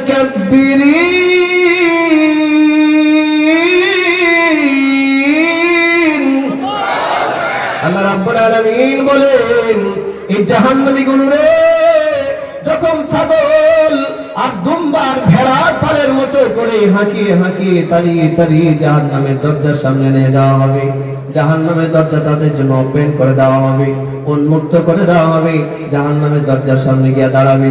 মুসলমান ভাইরা আমার, কোরআনুল কারীমের সূরা রহমানের 41 নম্বর আয়াতে আল্লাহ বলেন ইউরাফুল মুজরিমুনা বিসীমাহুম ফায়ুখাযু বিন নাওয়াসি ওয়াল আকদাম فبأي آلاء ربكما تكذبان আল্লাহ ডাক দিয়ে বলেন জাহান্নামীদের হাত পিছনে বাঁধা হবে, এই জাহান্নামীদের হাত পিছনে বাঁধা হবে আর জাহান্নামীদের সামনে চুলের মধ্যে ফেরেশতারা ধরবে। ইউরাফুল মুজরিমুনা বিসীমাহুম ফায়ুখাযু বিন নাওয়াসি ওয়াল আকদাম, সামনের চুল লম্বা করে রাখি না আমরা, এই চুলগুলোর মধ্যে ধরবে। বিশ্বাস যদি না হয় সূরা রহমান 41 নম্বর আয়াত খুলেন, খুলে বের করেন, বের করে দেখেন আল্লাহ বলেছেন সামনে চুলের মধ্যে ধরে ফেরেশতারা টানতে থাকবে, টানতে টানতে জাহান্নামের দরজার সামনে নিয়ে দাঁড় করাবে। ফেরেশতারা বলবে আলাম ইয়াতিকুম রাসূলুম মিনকুম, এ জাহান্নামীরা তোমাদের সামনে কি কোনো নবী রাসূল যায় নাই তোমাদের মধ্য থেকে? যারা আলাম ইয়াতিকুম রাসূলুম মিনকুম ওয়ায়াতলুনা আলাইকুম আয়াতি রাব্বিকুম, যারা তোমাদের রবের এই আয়াতগুলো পড়ে পড়ে কি তোমাদেরকে তেলাওয়াত করে করে কি শোনায় নাই, তরজমা তাফসীর কি তারা তোমাদের সামনে করে নাই? ওয়ায়ুনযিরুনাকুম লিকাআ ইয়াউমিকুম হাযা, আর আজকের এই দিনের ভয়াবহতা সম্পর্কে কি তোমাদেরকে সতর্ক করা হয় নাই? তারা সরল স্বীকারোক্তি দিয়া বলবে ক্বালু বালা, হ্যাঁ আসছিল তো আমাদের সামনে, আসে নাই আপনাদের সামনে? উম্মতের উলামায়ে কেরাম কিছু বলে নাই, কিছু বলে নাই আপনাদেরকে, ডাকে নাই, ডাকতেছে না। আসার সময় আমার গাড়িতে ভাই বসা ছিল এলাকা, উনি বলতেছে হুজুর বহু ওয়াজ হচ্ছে, বহু মাহফিল হচ্ছে, কই মানুষের মধ্যে কোনো চেঞ্জ দেখতেছি না, লাভ কি এত কিছু করে? আমি বললাম ভাই আপনি কি মনে করেন ওয়াজ মাহফিল গুলো বেকার, তাফসীর মাহফিল গুলো বেকার মনে করেন? আজকের একটা কথা যার সামনে গিয়েছে, হয় আজ মানলেন না, কাল মানলেন না, পরশু মানলেন না, 5 বছর মানলেন না, 10 বছর মানলেন না, আপনার দেমাগে যেটা ঢুকবে মানতে আপনার হবে, যদিও টুমোরো, আজ হোক আর কাল মানতে আপনার হবে, আপনি বাধ্য, এছাড়া বিকল্প কোনো রাস্তা নেই। আমার প্রিয় ভাইরা, সবচেয়ে বড় কথা হচ্ছে এই যে সাক্ষী কোরআন মাজিদ হাতে, আপনারা দেখতেছেন শুনতেছেন, প্রশ্ন করা হবে وينذرونكم لقاء يومكم هذا, তারা বলবে ক্বালু বালা, আমাদের সামনে সবাই এসেছিল, ওয়ালাকিন হাক্কাত কালিমাতুল আযাবি আলাল কাফিরিন, আল্লাহ বলে দিবেন কিলা দুখুলু আবওয়াব জাহান্নাম, দরজা খুলো, জাহান্নামের দরজা খুলো আর এদেরকে ঢুকাও। কতদিনের জন্য? খালিদিনা ফিহা, চিরকালের জন্য। কেন এটা? فبئس مثوى المتكبرين,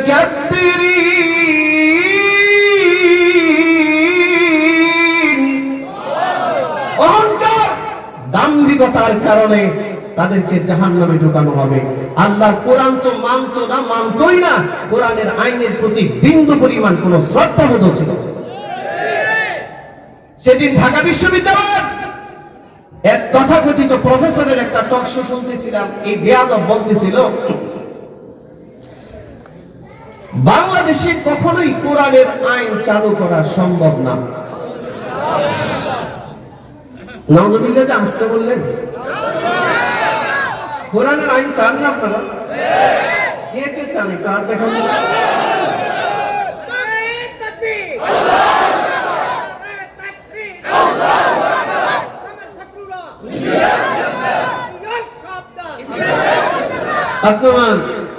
কোরআনের আইন চায় না কেন? কারণ কোরআনের আইন থাকলে কানাডায় বেগম পাড়া বানানো সম্ভব না। কোরআনের আইন চালু থাকলে ধর্ষণের সেঞ্চুরি করা সম্ভব না। কোরআনের আইন চালু থাকলে এই দেশের মানুষের টাকা চুরি করে কানাডায়, আমেরিকায়, লন্ডনে হাই রেঞ্জের বিল্ডিং কিনা সম্ভব নয়। কোরআনের আইন চালু থাকলে এই দেশে সুদ থাকতো না, ঘুষ থাকতো না, ব্যভিচার থাকতো না, ব্যভিচার সম্ভব না। সে বলতেছে এটা আদৌ সম্ভব না। সাংবাদিক প্রশ্ন করছে, কেন স্যার কোরআনের আইন কেন এই দেশে বাস্তবায়ন সম্ভব নয়? সে বলছে, শোনো, কোরআন মাজিদের একটা বিধান আছে, চোর চুরি করলে হাত কেটে দিতে হবে। এটা কি কল্পনা করা যায় বাংলাদেশে? কি বলে? এটা কল্পনা করা যায় না। কথা বলে না কেন ভাই? যার রুচি নষ্ট হয়, যে ব্যক্তির রুচি নষ্ট হয়ে যায়, যে ব্যক্তির ঈমান আর কলিজা নষ্ট হয়ে যায়, সেই কেবল এই ধরনের চিন্তা করতে। ঠিক কিনা জোরে বলুন। আমি চিন্তা করলাম, কিরে এর মতো একটা মূর্খ ঢাকা বিশ্ববিদ্যালয়ের প্রফেসর হইল কেমনে? যে কোরআনের আইন আল্লাহ বলেছেন, ওয়াসারিকু ওয়াসারিকাতু ফাকতাউ আইদিয়াহুমা, চোর পুরুষ চোর নারী বিচারের মাধ্যমে যদি প্রমাণিত হয়, সাব্যস্ত হয় সে চোর, তাহলে হাত কেটে দাও, কোনো দয়া মায়া করা যাবে না। এটা কার বিধান? জোরে বলেন। আর একটা জেনাখোর অর্ধেকটা পর্যন্ত মাটিতে গেড়ে পাথর নিক্ষেপ করে হত্যা করে দাও, বিধান কার? জোরে বলেন, বিধান কার? এরা আজকে এগুলো কেন মানতে চায় না? আমি চিন্তা করে দেখলাম, এর ব্যাকগ্রাউন্ড যদি একটু ফলো করা হয়, এর যদি একটু ইনভেস্টিগেশন করা হয়, আমার মনে হয় এত চুরির সাথে জড়িত, এর শুধু হাত না, পাও কাটা যাবে। একটা মানুষকে একবার চুরি করলে, হাদিসের মধ্যে আসছে, ও ভাই আমি আবু দাউদ শরীফের একটা হাদিস বলতেছি, শুনে। একটা রশি আছে না, রশি, কেউ যদি একটা রশি চুরি করে, সম্ভবত 1445 নম্বর হাদিস আবু দাউদ শরীফের, সম্ভবত আবু দাউদ শরীফের হাদিস, আমি পরে তারপরে বলতেছি। একটা রশি যদি কেউ চুরি করে, রশি, রাসূল বলছেন হাত কাটায়, হাত কাটায়। আর আমাদের দেশে রশি চুরি হয় না সাগর চুরি হয়? এক বালিশের দাম 7,000 টাকা, ঠিক না? এক বালিশ 7,000 টাকা দাম। ইসলামিক আইন থাকলে এটা কল্পনাও করা যেত না। ধর্ষণের সেঞ্চুরি করে আবার রং তামাশা করতে, তোরে তো খুঁজেই পাওয়া যেত না এই দুনিয়ায়, ঠিক কিনা? এরা এই জন্য কোরআনের আইন চায় না। মনে রাখবেন, কোরআনের আইন যদি কেউ মানতে না পারে, এটা তার ব্যক্তিগত ব্যর্থতা, এটা পাপ, এটা কবিরা গুনাহ। কিন্তু কোরআনের আইনকে কেউ যদি তুচ্ছ তাচ্ছিল্য করে, অপমান করে, অপদস্থ করে, ক্রিটিসাইজ করে, লোকটা সাথে সাথে কাফের হয়ে যাবে, সাথে সাথে কাফের হয়ে যাবে। আপনারা বলবেন কেমনে বললেন? এই যে আয়াত আমি এটা পড়েছি, আপনারা শুনলেন, আপনারা দেখে নিয়েন, আমার টাইম এতটা নাই বলা। আর আমি যে হাদিস পড়ছি, হাদিসের তরজমা পড়লে তো আরো লম্বা টাইম লাগবে, সেদিকে যেতে পারবো না। আল্লাহ তাআলা বলছেন, ফাত্তাখাযতুমুহুম সিখরিয়া হাত্তা আনসাকুম যিকরি।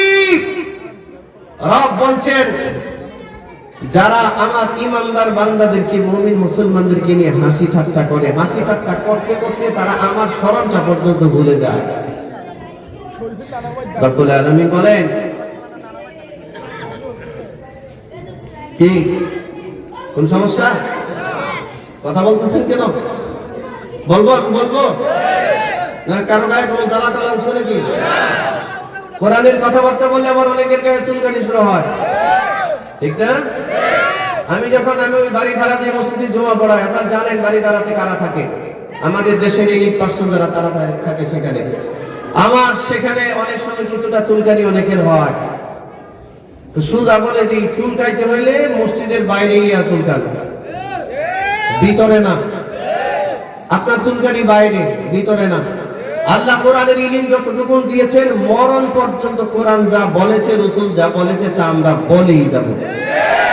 এখন আমাদের হাতে হাত করা লাগবে না, গলায় লাগবে, এইটা পরবো আমরা করি না, করব না, করতে পারাও যায় না, সম্ভব নয়। ঠিক কি না জোরে বলেন? আল্লাহ বলেছেন এদেরকে আল্লাহ ধরবেন ফাত্তাখাযতুমুহুম সিখরিয়া, যারা কোরআনের বিধানগুলোকে হাসি ঠাট্টা করেছে, বিদ্রুপ করেছে, তাচ্ছিল্য করেছে, রব্বুল আলামিন এদের উপরে কোনো দয়ার দৃষ্টি বিন্দু পরিমাণ দিবেন। মনে রাখবেন, আমাদের দেশে হাত কাটলে চুরি, আপনার চুরি করলে হাত কাটা যায়, এই বিধান কি আমাদের সংবিধানে আছে? এই কথা বলেন না কেন? নাই। ঠিক আছে, নাই। এদেরকে হওয়ার দরকার কিনা? কথা কথা হওয়া দরকার কিনা?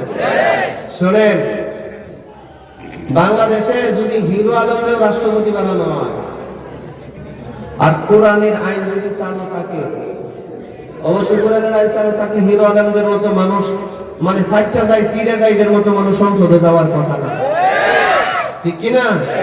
এরা রাস্তায় থাকবার কথা। এ তো এখন এই ফাটা সিরা সংসদে চলে গেছে। আমার ভাই, এগুলো তো কিয়ামতের আলামত, কিয়ামতের আলামত, কিয়ামতের আলামত। সম্মানিত ভাইয়েরা আমার, একটা নরমাল মানুষ যদি রাষ্ট্রের দায়িত্বে থেকে আর কোরআনের বিধান চালু থাকে, 5টা বছরে বাংলাদেশ সিঙ্গাপুর জাপানের চেয়ে উন্নত হবে। 5টা বছর যদি দেশের দুর্নীতি বন্ধ করা যায়, যদি দুর্নীতিকে জিরো টলারেন্সে আনা যায়, দুর্নীতি জিরো টলারেন্স আপনাদের বিধান দিয়া কিয়ামত পর্যন্ত আনা সম্ভব, কিয়ামত পর্যন্ত সম্ভব না। এটা কোরআনের বিধান দ্বারাই সম্ভব, আর ভিন্ন কোনো পথে এটা সম্ভবপর নয়, ঠিক না? এই কোরআনের বিধান 5টা বছর এই দেশে চালু থাকলে এই দেশ জাপান, সিঙ্গাপুর, কিসের জাপান আর সিঙ্গাপুর, নতুন একাঙ্গী বাংলাদেশে সাজানো সম্ভব। কোন ধরনের অনাচার অত্যাচার এই দেশে চলবে। মুসলমান ভাইয়েরা আমার, ধরেন হাত চোর, চুরি করলে হাত কাটা, এটা বিধান, আল্লাহর বিধান, আমাদের সমাজে নাই, আমাদের রাষ্ট্রে নাই। আমরা কি অস্বীকার করি? কিন্তু কেউ যদি অস্বীকার করে এটা সম্ভব না, তাহলে সে কি হবে? এই আসতে বলেন না, কি হবে? জোরে বলেন। এখানে দাড়ি রাখে নাই, কবিরা গুনাহ। দাড়ি ছাড়া আছে কবিরা গুনাহ, এটা গুনাহ হচ্ছে। কিন্তু কেউ যদি দাড়ি কিনে তুচ্ছ তাচ্ছিল্য করে, বলে যদি দাড়ির দরকার নাই, কিসের দাড়ি, দাড়ি রাখবো না, দাড়ি ইসলাম ধর্মে নাই, এই কথা বললে শিখে হবে? জোরে বলেন, আর জোরে বলেন। একটা প্রাপ্তবয়স্ক নারী পর্দা করা ফরজ, পর্দা করা কি? ফাত্তাখাযতুমুহুম সিখরিয়া, অথচ তার এনে হাসি ঠাট্টা করতেছে, তার একসাথে বোরকা পরে কলেজে গেছে, বাকি মেয়েগুলো তারে চাচি বলে, চাচি বুড়ি বলে ঠাট্টা করে, বিদ্রুপ করে, করে কি করে না? এই যে বিদ্রুপের দ্বারা তার ঈমান চলে গেছে, ঈমান জানেন।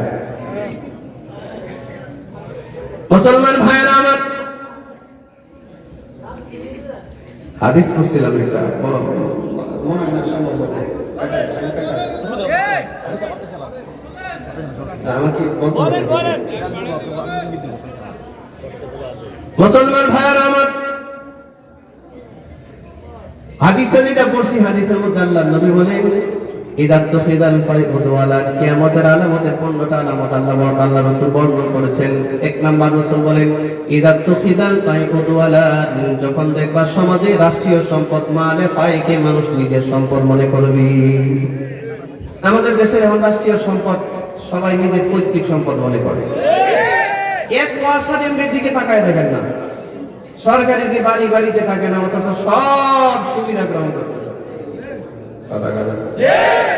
সাতক্ষীরার এক বন বিভাগের প্রধান কর্মকর্তা, সাতক্ষীরা সরকারি মানে গাছপালা কাটছে, সেইটারে এই ফার্নিচার বানিয়ে তার মেয়ের বাসায় পাঠাইছে, মানে এটা তার বাবার সম্পদ। কথা বল না কেন? এই ইসলাম যদি থাকতো এটা কি সম্ভব? এটা কি সম্ভব? এটা রাষ্ট্রের সম্পদ, এটা রাষ্ট্রের সম্পদ ব্যক্তিগত কাজে ব্যয় করার কোনো সুযোগ নাই। ওমরে ফারুক লোক আসছে, দেখা করছে, জিজ্ঞাসা করছে কি বলতে চাও, ব্যক্তিগত কথা নাকি তোমার রাষ্ট্রীয় কোনো কথাবার্তা? যদি ব্যক্তিগত কথা হয় বলো, ঠাস করে বাতি নিভাই দিবে, বাতি নিভাই দিছে। তোমার ব্যক্তিগত কথায় আমার রাষ্ট্রীয় সম্পদ খরচ হইতে পারে না। এটা আমাদের ইতিহাস, এটা আমাদের ইতিহাস। মুসলমান ভাইরা আমার, আল্লাহ নবী বলেন ইদা তুফিরাল ফাইউদওয়ালান, রাষ্ট্রীয় সম্পদকে মানুষ যখন নিজের সম্পদ মনে করবে, কিয়ামত আসবে, ভূমিকম্প আসবে। আমার ভাইরা, 2 নম্বরে রাসূল বলেন, আমি সকলের ব্যাখ্যা দেওয়া সম্ভব না, শুধু বলে যাই, ব্যাখ্যা দিতে পারবো না, সময় কম। আল্লাহ নবী 2 নম্বরে বলেন ওয়াল আমানাতু মাগনামান, আমানতকে গনিমত মনে করবে, গনিমত। আপনি একজনে আমানত দিচ্ছেন, এটা কিন্তু আমানত, এটা কি, এটা বুঝছেন কি, এটা কি, এটা কি, হ্যাঁ, ভোট, ভোট যদি এবার দেওয়া লাগে না, এটা জারি দিলেন, কি দিলেন, কথা কন, শরম লাগে, লজ্জা লাগে, ভয় লাগে? আরে সামনে বৈশাখ উত্তর দিতে পারেন না, আমরা তো রিস্কে থাকি। আমার ভাই আমানত রাখছেন, মনে করছে এটা তার। 20 লাখ টাকা আমানত রাখছি, আমার জিয়া ভাই কইছে হুজুর টাকা তো এটা আমার, কি কবে রাখছেন আপনি? হতে পারে না, চলতেছে না এরকম। 2 নম্বর আলামত কিয়ামতের। 3 নম্বর ওয়াজ যাকাতু মাগনামান, এই সিরিয়াল আমি মুখস্থ রাখতে পারবো না, আপনারা বলবেন, আমি খালি বলে যাই, ঠিক আছে? তাহলে একটু তাড়াতাড়ি যাওয়া যাবে। ওয়াজ যাকাতু মাগনামান, যাকাতকে জরিমানা মনে করবে, করে না? হ্যাঁ, ইসলামী রাষ্ট্র ব্যবস্থা থাকলে যাকাতকে জরিমানা মনে করার কোনো সুযোগ নেই। এখন সরকার যেমন ইনকাম ট্যাক্স নেয়, তখন ইসলামী রাষ্ট্রের সরকার প্রধান যাকাত নিত, যাকাত। এইটা ট্যাক্স লাগতো না, এটা ট্যাক্সের দরকার নাই, তুই যাকাতটা দে, এটাই না, এটাই ঠিক না? যাকাত ভিত্তিক সমাজ ব্যবস্থা যদি আমাদের দেশে চালু হতো, বাংলাদেশে গরিব থাকতো না। ভাই আমরা জানি না কার উপরে যাকাত ফরজ। উসুলে ফিকহের একটা মাসআলা নেন, যেহেতু আমি মুফতি সাহেব, উসুলে ফিকহ আমি পড়েছি, একটা মাসআলা বলা, শোনা, আমল করা 60 বছর নফল ইবাদতের সওয়াব রাসূল বলেছেন। শুনুন, রাসূল বলছেন উসুলে ফিকহের মাসআলা কি, যাকাত কার উপরে ফরজ?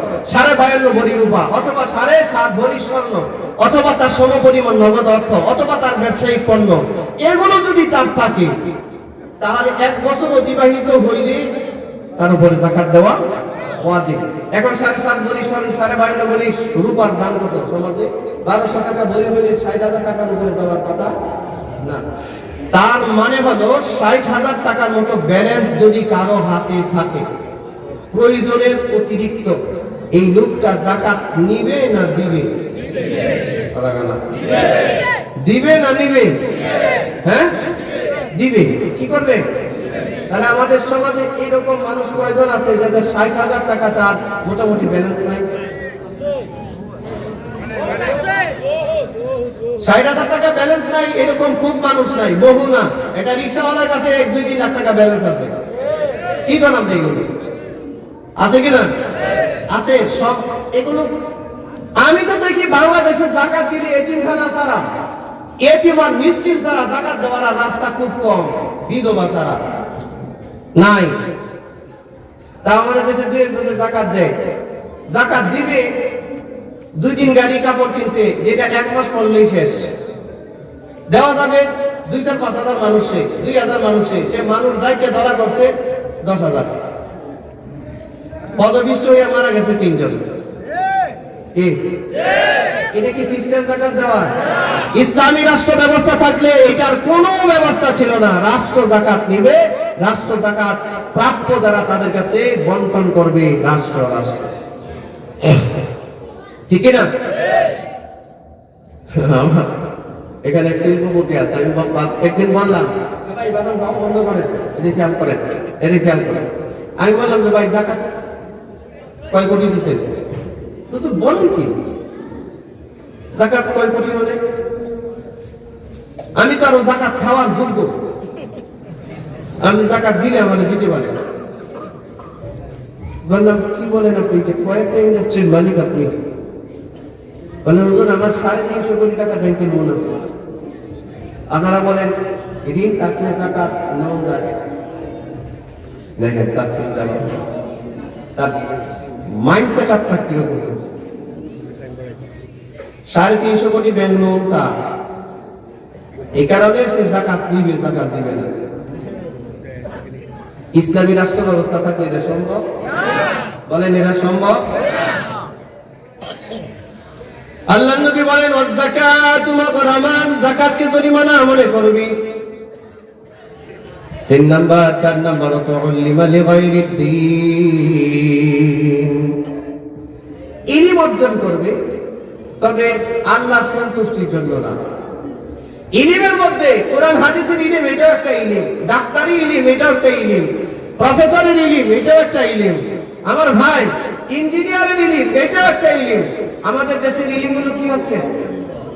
ডাক্তার একজন, ভাই সরকারি মেডিকেল কলেজে পড়ে যখন একটা ডাক্তার হয়, এই দেশের জনগণের আপনার আমার ট্যাক্সের কোটি কোটি টাকা ব্যয় করে তারপরে তারা ডাক্তার বানানো হয়।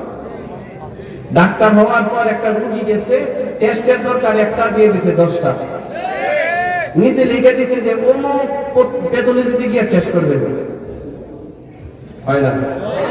মানে কি কমিশন, মানে কি কমিশন। আবার আপনি ডাক্তারের রুম থেকে বের হবেন, দেখবেন 8-10 জন এটিমের মতো দাঁড়ায় আছে, ঠিক না? আপনি বেরোলে বলবেন যে স্যার একটু প্রেসক্রিপশন একটু দেন। ছবি নিয়ে আর ডাক্তার ঔষধ দিল, আপনি রোগী, সে মাঝখানে ছবি ওঠানোর কি দরকার? মানে কি মানে হচ্ছে এই ভিতরে যে চূড়া আছে, এই চূড়ার সাথে এর কোম্পানির একটা চুক্তি আছে।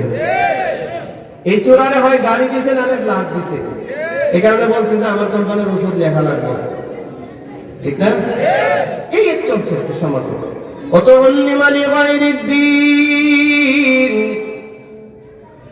আরেকটা আলামত সমাজের পুরুষগুলো স্ত্রীর অনুগত হয়ে যাবে। আপনাদের এলাকায় একমাত্র মুরিদ আর একমাত্র পীর, স্বামী আর স্ত্রী। আরেকটা আলামত, মার বিরুদ্ধে আচরণ করবে। বন্ধু বান্ধবকে কাছে টানবে, বাবাকে দূরে সরাই দিবে। এগুলো কি আমাদের আলামত?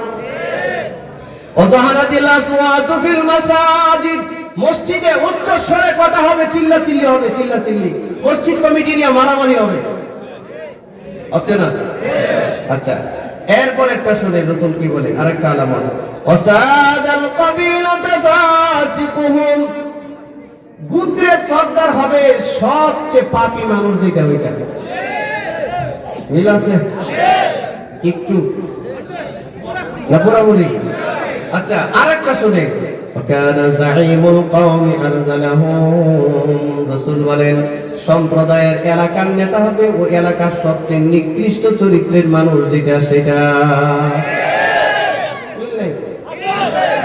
একটু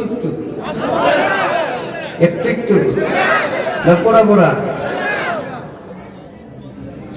এরপর আল্লাহ নবী আরেকটা বলেন, উকরিমার রাজুলু মাখাফাতা শাররিহি,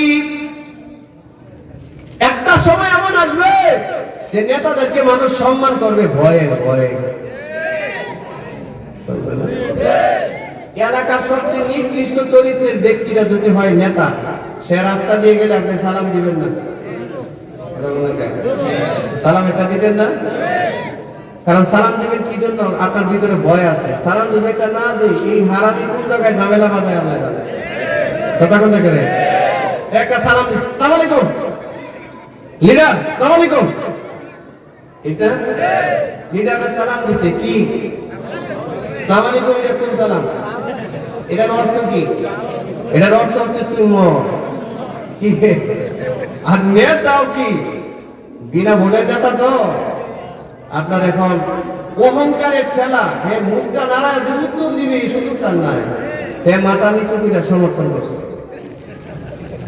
মানে হে বলছে হ্যাঁ তুই ভালো দোয়াটাই করছিস, আমার মরার এই দরকার, ঠিক না? আমার মরার এই দরকার। এই চলছে আমাদের সমাজে। যা হাদিসের বাকি কথা বললে আপনারা আবার রাগ করবেন, লোক বেশি হয়ে যাইতেছে মনে হয়। হ্যাঁ, লোকটা বেশি হয়ে গেছে না? আরেকটা আলামত বলি, রাসূল বলছেন ওয়াজাহারাতিল কায়নাত ওয়াল মাআজিফ, সমাজে একটা সময় গায়িকা আর গান বাজবে, যন্ত্রপাতির দাম বাড়বে, দাম বাড়ছে, ফাইটটা যায়, সিরে যায়, গান শুনবার জন্য 1 লাখ টাকা দিয়ে আপনারা আনেন, 1.5 লাখ টাকা দিয়ে আনেন, শিল্পী 2 লাখ টাকা দিয়ে আনেন, কিন্তু একজন আলেম এনে 50,000 টাকা দিলেন না, না আমি সমালোচনা, ঠিক না? কত সমালোচনা, এই তো সমাজের হাল। আল্লাহ নবী বলেন আরেকটা আলামত হচ্ছে ওশুরিবাতিল খুমুর, সমাজে ব্যাপক হারে মদ পান করা বেড়ে যাবে, বুঝছেন না? বুঝছেন না? এরপরে আরেকটা আলামত কলানা আখির হাযিহিল উম্মতি আউওয়ালাহা, পরবর্তী জামানার উম্মত পূর্ববর্তী জামানার বড় বড় আলেমদেরকে নিয়ে সমালোচনা করবে। আমাদের জামানায় এক ধরনের মানুষ আছে যারা ইমামে আযম আবু হানিফা নিয়ে সমালোচনা করে, ইমাম মালিক নিয়ে সমালোচনা করে, ইমাম আহমদ ইবনে হাম্বল কে নিয়ে সমালোচনা করে, ইমাম শাফি কে নিয়ে সমালোচনা করে, বলে তারা নাকি ইসলামকে ডিভাইড করে গেছে, তারা নাকি ইসলামের ক্ষতি করে গেছে। আহারে, লোকটা চিন্তাও করলো না কার ব্যাপারে কথা। আল্লাহ রাসূল বলেন এই আলামতগুলো সমাজে যখন প্রকাশ পাবে তখন তোমরা অপেক্ষা করো, ফালিয়ান তাকিবু, অপেক্ষা করো, কি করো? ইনদা যালিকা রিহান হামরা, রাসূল বলেন আসমান থেকে আগুনের বৃষ্টি নাযিল হবে, আগুনের বৃষ্টি। 1 নাম্বার শাস্তি। 2 নাম্বার ওয়াজালজালাতান, ভূমিকম্প আসবে, সিরিজ আকারে সিরিজ, একটার পর একটা। ও ভাই, এই গতকালকে সকাল বেলাও তুরস্কে 6.5 মাত্রার ভূমিকম্প হয়েছে, গতকালকে। বাংলাদেশে সিলেটে ভূমিকম্প হয়েছে, আসামে ভূমিকম্প হয়েছে, আপনার রোমানিয়াতে ভূমিকম্প হচ্ছে, এরপরে নিউজিল্যান্ডে একদিকে ভূমিকম্প এবং আরেকদিকে ঘূর্ণিঝড় গ্যাব্রিয়েল সারা নিউজিল্যান্ড তছনছ করে দিয়েছে। ওয়াজালজালাতান ওয়া খাসফান, রাসূল বলেন তোমার ভূমি ধস হবে, ভূমি ধস, ভূমিকম্প যেমন হবে ভূমি ধসও হবে। অমাসরান, চেহারা বিকৃত হবে। অকাজফান, আসমান থেকে পাথরের বৃষ্টি নাজিল হবে, পাথরের বৃষ্টি আসতে থাকবে। এই জামানায় চলছে, এটা এই জামানা চলছে। এই যে 15টা আলামতের কথা বলছে, এগুলো সমাজে প্রচলিত নাই, একটু একটু না পুরোপুরি, না পুরোপুরি আছে। মাকে বাবাকে দেখতে পারে না এমন সন্তান আছে কিনা? বউ যদি বলে বসো, বসে, যদি বলে দাঁড়াও, লাম্বাই দাঁড়ায় যাবে, ঠিক না? মাকে বাবাকে বিশ্বাস করে না, সব চলে গেছে বউয়ের পিছনে। কেন? আপনি নিজেই তো কিয়ামতের একটা আলামত, ঠিক না কি? আল্লাহ বোঝার তৌফিক দান করে, বলো না আমি। মুসলমান ভাইয়েরা আমার, আল্লাহ নবী বলেন শোনো, এই আলামতগুলো যখন প্রকাশ হয়ে যাবে তখন তোমরা কিয়ামতের অপেক্ষা করতে থাকো। রাসূল বলেন فليرتقبوا عند ذلك ريحا حمراء وزلزلة وخسفا ومسخا وقذفا وآيات تتابع كنظام بال قطعت سلكه فتتابع। রাসূল বলেন এরকম ভাবে একটার পর একটা বিপর্যয় আসতে থাকবে। একটা মালার সুতা ছিঁড়ে দিলে যেমন মালার গুটিগুলো ছিঁড়ে পড়তে থাকে, এরকম ভাবে একটার পর একটা মুসিবত আর ফিতনা তোমাদের সামনে আসতে থাকবে। এই জামানা চলছে না ভাই? বলেন এই জামানা চলছে না? আমার প্রিয় ভাইরা লক্ষ্য করেন, আল্লাহ রাব্বুল আলামিন ডাক দিয়ে বলেন হাসরের ময়দানে মানুষগুলোকে যখন বলা হবে আলাম ইয়াতিকুম আলাম তাকুন আয়াতি তুতলা আলাইকুম, তোমাদের সামনে কি কোরআনের আয়াতগুলো পড়া হয় নাই? আপনারা স্বীকার করতে পারবেন? উত্তর দেওয়ার কিচ্ছু নাই, আল্লাহই বলবেন ফাকুনতুম বিহা তুকাযযিবুন।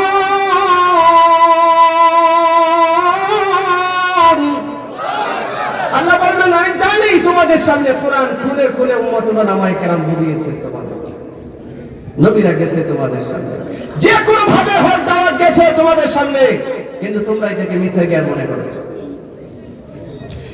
এরপরে এই জাহান্নামীরা আল্লাহকে এবার ডাক দিবে। আল্লাহ যখন অপরাধ সাব্যস্ত করবে তখন জাহান্নামীরা আল্লাহকে একটা ডাক দিবে, ডাক দিয়ে বলবে ক্বালু রাব্বানা, জাহান্নামীরা বলবে রব্বানা, হে আমাদের রব, গালাবাত আলাইনা শিকওয়াতুনা, আল্লাহ আমাদের দুর্ভাগ্য, আমাদের দুর্ভাগ্য, আমাদের দুর্ভাগ্য নিয়ে আসে। ওকে নিয়ে আসতে আমাদের দুর্ভাগ্য যে আমরা আমাদের দুর্ভাগ্য আমাদের উপরে বিজয়ী হয়ে গেছে বিজয়ী। আচ্ছা তারা প্রথম স্বীকৃতিটা কি দিবে ভাই বলেন? বলবে আমাদের দুর্ভাগ্য আমাদের উপরে বিজয়ী হয়ে গেছে, শিকওয়াতুনা গালাবাত আলাইনা শিকওয়াতুনা, আমাদের দুর্ভাগ্য আমাদের উপরে বিজয়ী হয়েছে। এর অর্থ হচ্ছে মুফাসসির হযরতরা লিখেছেন একটা মানুষ যখন কোরআন ছেড়ে দেয়, সারা বছরে যখন কোরআন খুলে না, সারা মাস যখন কোরআন খুলে না, যুগের পর যুগ যায় সে যখন কোরআন খুলে না, তখন আল্লাহ নুকাইদিদ লাহু শাইতান ফাহুয়া লাহু কারীন, আল্লাহ তাআলা তার ঘাড়ের মধ্যে একটা শয়তান বসায় দেয়। আর শয়তান তার ঘাড়ের মধ্যে এমন শক্তভাবে বসে শয়তান তাকে ডাইভার্ট করতে থাকে। তখন ইসলামের বিধান তার কাছে ভালো লাগে, তখন মানব রচিত আইন তার কাছে ভালো লাগে, মানুষ যা রচনা করেছে এটা ভালো লাগে, আল্লাহর আইনের বিরুদ্ধে সে অবস্থান নেয়। আল্লাহ বলেন গালাবাত আলাইনা শিকওয়াতুনা, এই কাফিরগুলো আল্লাহকে বলবে আল্লাহ আমাদের উপরে আমাদের শয়তান প্রাধান্য লাভ করেছিল, এই জন্য আমরা আপনার বিধান মানতে পারি নাই। শুনেন এরপর আল্লাহ রাব্বুল আলামিন বলেন ও কুন্না কওমা দাল্লিন,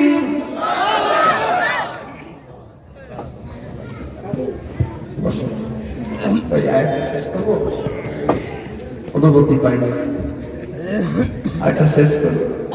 হ্যাঁ শান্ত হয়েছিল তো? শান্ত হয়েছে আলহামদুলিল্লাহ। তরুণ প্রজন্মের মুফাসসিরদের হায়াত আল্লাহ বারাকা দান করুন। আরো জোরে দরকার আছে কিনা?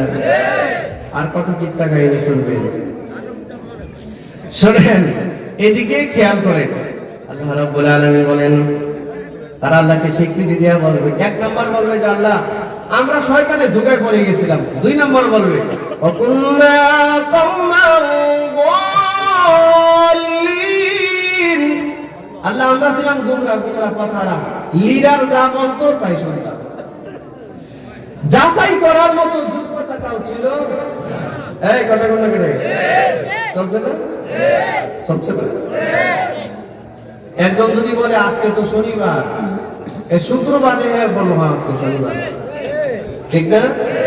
যে যারা ভালোবাসে এটাই করে, ঠিক আছে? এই কথা বলো আমার প্রিয় ভাইয়েরা। এরপর আল্লাহ রাব্বুল আলামিন বলেন এই জাহান্নামীরা আল্লাহর কাছে এবার একটা আরজি পেশ করতেছে। এর আগের আয়াতে স্বীকৃতি দিয়েছে অপরাধের, এখন আল্লাহর কাছে একটা আরজি পেশ করে বলতেছে আল্লাহ রব্বানা, হে আমাদের রব, আখরিজনা মিনহা, আল্লাহ এই জাহান্নাম থেকে আমাদেরকে একবার একটু বের করে দেন। মনে হলো যে এটা মামার বাড়ির আপনারা, হ্যাঁ এই চলাই এদিকে দেখান। এরপরে বলতেছে যে আল্লাহ জাহান্নাম থেকে আমাদেরকে একবার একটু বের করেন, আর একবার একটু চান্স দেন, আমরা যেন দুনিয়ায় যাইতে পারি। হয়ে যাবে? আমাদের সমাজে এরকম কিছু মানুষ আছে না, হুজুর নিয়ত করছি 2025 সালে হজ করবো, হজ করে একবারে ফেরত করে যাবো। আচ্ছা সে 2025 সাল পর্যন্ত বাঁচবে, এই ব্যাপারে দলিল তারা কে দিছে? হ্যাঁ এটা কি একটা ধোঁকাবাজি নয়? এটা কি একটা নিজের সাথে নিজের প্রতারণা নয়? এই কথাটা আল্লাহ বলছে। আল্লাহ কি বলবে? তারা তখনও ধোঁকা দিতে চাবে, বেঈমান গুলো বলবে আল্লাহ ফাইন উতনা, একবার সুযোগ দেন আমরা ফির দুনিয়াতে যাই, এবার যদি যাই একেবারে পাক্কা ঈমানদার শাহজালাল হয়ে যাব। শুনেন পাপী যে সারা জীবন পাপী থাকে, কুফরি যে ভিতরে লালন করে, কুফরি শিরকি যে ভিতরে লালন করে, সে কুফরি শিরিক থেকে বেঁচে থাকতে পারে আমার ভাইয়েরা। এরপর আল্লাহকে বলেন আল্লাহ ফাইন্না যালিমুন,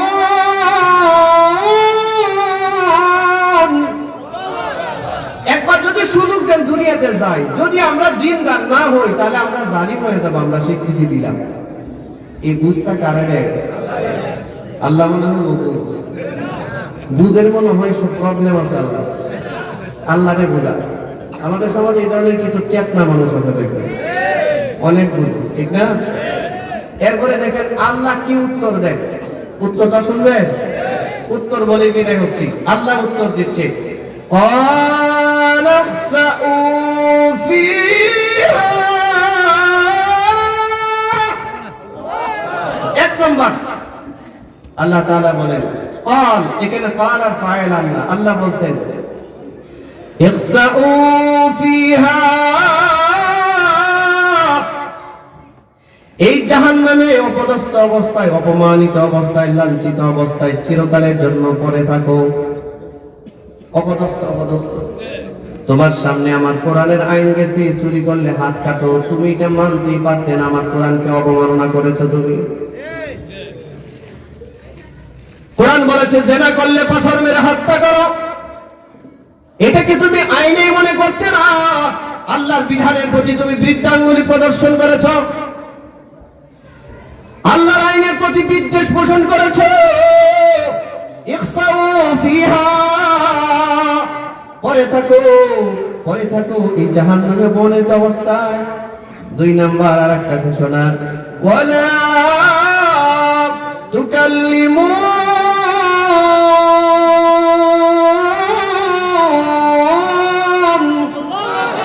দুই নাম্বার ঘোষণা হলো তোমাদের সাথে আর কোনো কথা চলবে না, আর কোনো কথা নেই, শেষ। এটার ব্যাখ্যায় মুফাসসিররা লিখেছেন তিবরানীর এক হাদিস, এই হাদিসটা পড়লে এই তর্জমাটা শেষ হবে, আয়াতটা বুঝতে পারবেন। রাসূল বলেন জাহান্নামীরা জাহান্নামের মধ্যে পড়ে চিৎকার করতে থাকবে, শত শত বছর এই সেই বলে চিৎকার করবে।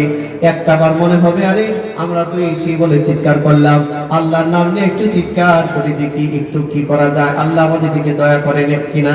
সব জাহান্নামীরা একবার আল্লাহকে ডাক দিবে, ইয়া আল্লাহ, আল্লাহরে ডাকবে। কই ডাকে? কোন জায়গায়? কথা বলে কোথায় ডাকতেছে? বলবি ইয়া আল্লাহ। সবাই একটু ডাক দেন তো, জবান খুলে ইয়া আল্লাহ। কইছে না আপনারা সবাই বলেন না, জোরে বলেন ইয়া আল্লাহ। আওয়াজ হচ্ছে না? আওয়াজ হচ্ছে না? জাহান্নামে কি একটা দিনে মানুষ থাকবে? মিলিয়ন বিলিয়ন ট্রিলিয়ন ট্রিলিয়ন মানুষ একসাথে যখন ইয়া আল্লাহ বলে ডাক দিবি, জাহান্নামের আগুন সাথে সাথে নিস্তেজ হয়ে যাবে। আবারও যখন ডাক বন্ধ করবে আবারও আগুন বাড়বে, মজা পেয়ে যাবে। ও মুসলমান, দুনিয়াতে আল্লাহরে আল্লাহ বলে ডাকবার সময় নাই, দোকানের মধ্যে বসে গীবত করার সময় হয়, ঠিক না? বুড়া বুড়া চাচারা দোকানের মধ্যে বসে পুরা গ্রামের যত গীবত আছে সব ডেলিভারি দেয়, মনে হয় যেন বিবিসি নিউজ করতেছে। হ্যাঁ আছে আপনাদের এলাকায়? আল গীবাতু আশাদ্দু মিনাজ জিনা, গীবত কিন্তু জেনার চেয়ে মারাত্মক গুনাহ, মনে রাখি। আমার প্রিয় ভাইরা, গীবত করার সময় আপনার হাতে আছে, কিন্তু আল্লাহরে আল্লাহ বলার সময় আপনার হাতে নাই। আপনি যদি একবার এখন আল্লাহরে ডাক দেন, ইয়া আল্লাহ, হাদিসে আসছে আল্লাহ 70 বার লাব্বাইকে আব্দি বলে সারা দিবেন। ডাক দিয়েছেন একবার, উত্তর দেয় কয়বার? এটা আর কেউ দেয়? ভাইরা আমার, জাহান্নামীরা ডাকতে থাকবে ইয়া আল্লাহ বলে 1 বছর 2 বছর 3 বছর 4 বছর 5 বছর 10 বছর 20 বছর 30 বছর 40 বছর পর্যন্ত থাকবে, একটা ডাকেও আল্লাহ সাড়া দিবে না। নাম পরিবর্তন করবে, আবারও ডাকবে ইয়া হান্নান, বলেন তো সবাই ইয়া হান্নান। এটা কার নাম? আরো 40 বছর এক ডাকেও সাড়া দিবে না আল্লাহ। নাম পরিবর্তন করবে, আবারও ডাকবে ইয়া মান্নান, আরো 40 বছর একটা ডাকেও আল্লাহ সাড়া দিবে না। 340 কত হয়? 120 বছর পর্যন্ত ডাকবে, একটা ডাকেও আল্লাহ সাড়া দিবে না। আবারও নাম চেঞ্জ করবে, তিবরানীর হাদিস বলছি শুনুন। আবার নাম চেঞ্জ করে আল্লাহকে আবার ডাকবে ইয়া রহমান, আরো 40 বছর। 440 কত হয়? 160 বছর। 160 বছর আল্লাহকে ডাকবে, আল্লাহ একটা ডাকেও সাড়া দিবে না। আবার নাম পরিবর্তন করে আল্লাহকে ডাকবে ইয়া রহিম, আরো ৪৭ কত হয়? 200 বছর। 200 বছর পর্যন্ত আল্লাহকে ডাকবে, একটা ডাকেও আল্লাহ সাড়া দিবেন না, একটা ডাকেও আল্লাহ সাড়া দিবেন না। 200 বছর ডাকার পর জাহান্নামীরা ব্যর্থ হবে। ব্যর্থ হয়ে জাহান্নামের দায়িত্বপ্রাপ্ত ফেরেশতা মালিককে ডাক দিয়ে বলবে, মালিক তুমি কি আল্লাহর সাথে আমাদের একটু কানেক্টেড করে দাও, আমরা একটু আল্লাহর সাথে কথা বলতে চাই, আমাদের একটু কথা আল্লাহর সাথে শেয়ার করতে চাই। মালিক আল্লাহরে বলবে, আল্লাহ জাহান্নামীরা আপনারে ডাকতেছে, 200 বছর যাবত তারা আপনার সাথে একটু কথা বলতে চায়। আল্লাহ এবার 200 বছর পর জাহান্নামীদের সাথে কথা বলবেন, জিজ্ঞাসা করবেন কি ব্যাপার, কি হলো, কেন রাখতেছো? জাহান্নামীরা বলবে, আল্লাহ আমরা আমাদের অপরাধ মেনে নিয়েছি, আমরা আমাদের অপরাধের স্বীকৃতি দিয়েছি। আল্লাহ রব্বানা আখরিজনা মিনহা, আমাদেরকে একটু জাহান্নাম থেকে একটু বের করেন। ফাইন উদনা, আরেকবার সুযোগ দেন দুনিয়াতে যাওয়ার। ফাইন্না যালিমুন, দুনিয়া থেকে যদি আবার আপনার নাফরমানি করি তাহলে আমরা জালিম হয়ে যাব। এই জবাব দেওয়ার পর আল্লাহ বলবেন, ওয়ালাকসাউ ফিহা, তোমরা জাহান্নামে পড়ে থাকো অপমানিত অবস্থায়। আর শেষবারের মতো আল্লাহ বলবেন, ওয়ালা তুকাল্লিমুন, আর তোমাদের সাথে কোনো কথা নাই আমার। এ জাহান্নামীরা 200 বছর পর্যন্ত আমাকে ডেকে একবারও সাড়া পাও নাই। এবার আমি মালিক আল্লাহ ডাক দিয়ে বলবেন, মালিক এক একটা ফেরেশতা পাঠাও এক একটা জাহান্নামের কাছে, পাঠায়া এর উপরে ঠোঁটটা টান দাও। আমি হাদিস বলতেছি, হাদিস গল্প নয়, কারো কাছ থেকে শুনে নয়, আমি নিজে পড়াশোনা করে তারপরে বলতেছি। তিপ্রানি লম্বা হাদিস, প্রিয় ভাইরা আমার। আল্লাহ যখন বলবেন, হে মালিক এক একটা জাহান্নামীর কাছে এক একটা ফেরেশতা পাঠাও, এরা আমার নাম নিয়ে যেন আর ডাকতে না পারে, এদেরকে পাঠাও। ফেরেশতা আসবে, ফেরেশতা এসে উপরে যে ঠোঁট, এই ঠোঁটটা ধরে একটা টান দিবে, টান দিয়া ঠোঁটটারে লম্বা করে মাথার তালুর সাথে সেট করে দিবে, নিচের ঠোঁটটা ধরে টান দিবে। আজকে যারা কোরআনের আইন নিয়ে তুচ্ছ-তাচ্ছিল্য করেন, মসজিদ মাদ্রাসা আলেম ওলামা দিনদার মানুষ নিয়ে তুচ্ছ-তাচ্ছিল্য করেন, শুনেন পরিণতি কি হতে পারে শুনেন। রাসূল বলেন, ফেরেশতা নিচে ঠোঁটটা ধরে টান দিবে, এটা নাভি পর্যন্ত আনবে এবং এখানে জয়েন করে দিবে, এমন সেটআপ করবে আর কোনোদিন খুলতে পারবে না সে। আপনারা বলেন উপরে ঠোঁটটা তালুতে, নিচে ঠোঁটটা নাভিতে, চেহারাটা কেমন বিশ্রী না? এই কথাটাই আল্লাহ বলছেন, তালফাহু উজুহাহুমুন নার হুম ফিহা কালিহুন।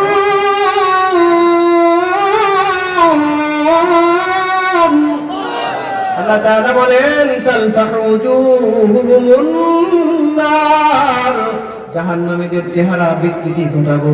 উপরে ঠোঁট মাথার তালুতে, আর নিচে ঠোঁট নাভিতে, আর মাঝখানে তালা লাগানো হবে। আল্লাহ ঘোষণা দিয়ে বলবেন, ওয়ালা তুকাল্লিমুন, আর জাহান্নামের ভিতরে আমার নাম নিয়ে কোনোদিন ডাকবে এই সুযোগ নাই।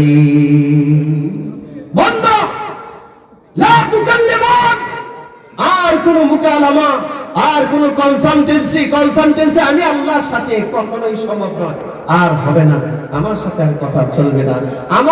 আমাকে ডাকবার যে যোগ্যতা, এই যোগ্যতা হারিয়ে ফেলেছো, কুফরি করে, শিরকি করে, আমার কোরআনের বিরুদ্ধাচরণ করে আমার সাথে কথা বলার যোগ্যতা হারিয়েছো, যোগ্যতা।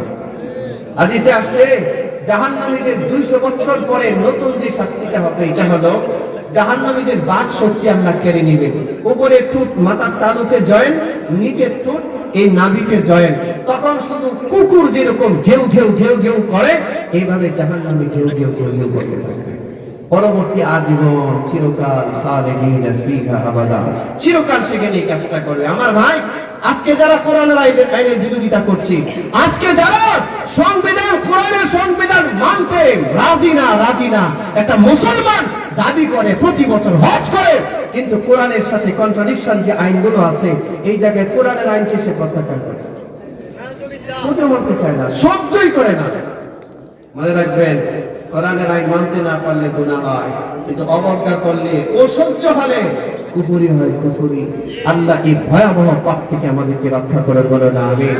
আমার লাস্ট মেসেজ কি আপনাদের প্রতি? মেসেজ হলো কোরআনের বিধানের প্রতি শ্রদ্ধাশীল হও। মানতে পারো না, না পারো, তবে মানা দরকার কিনা?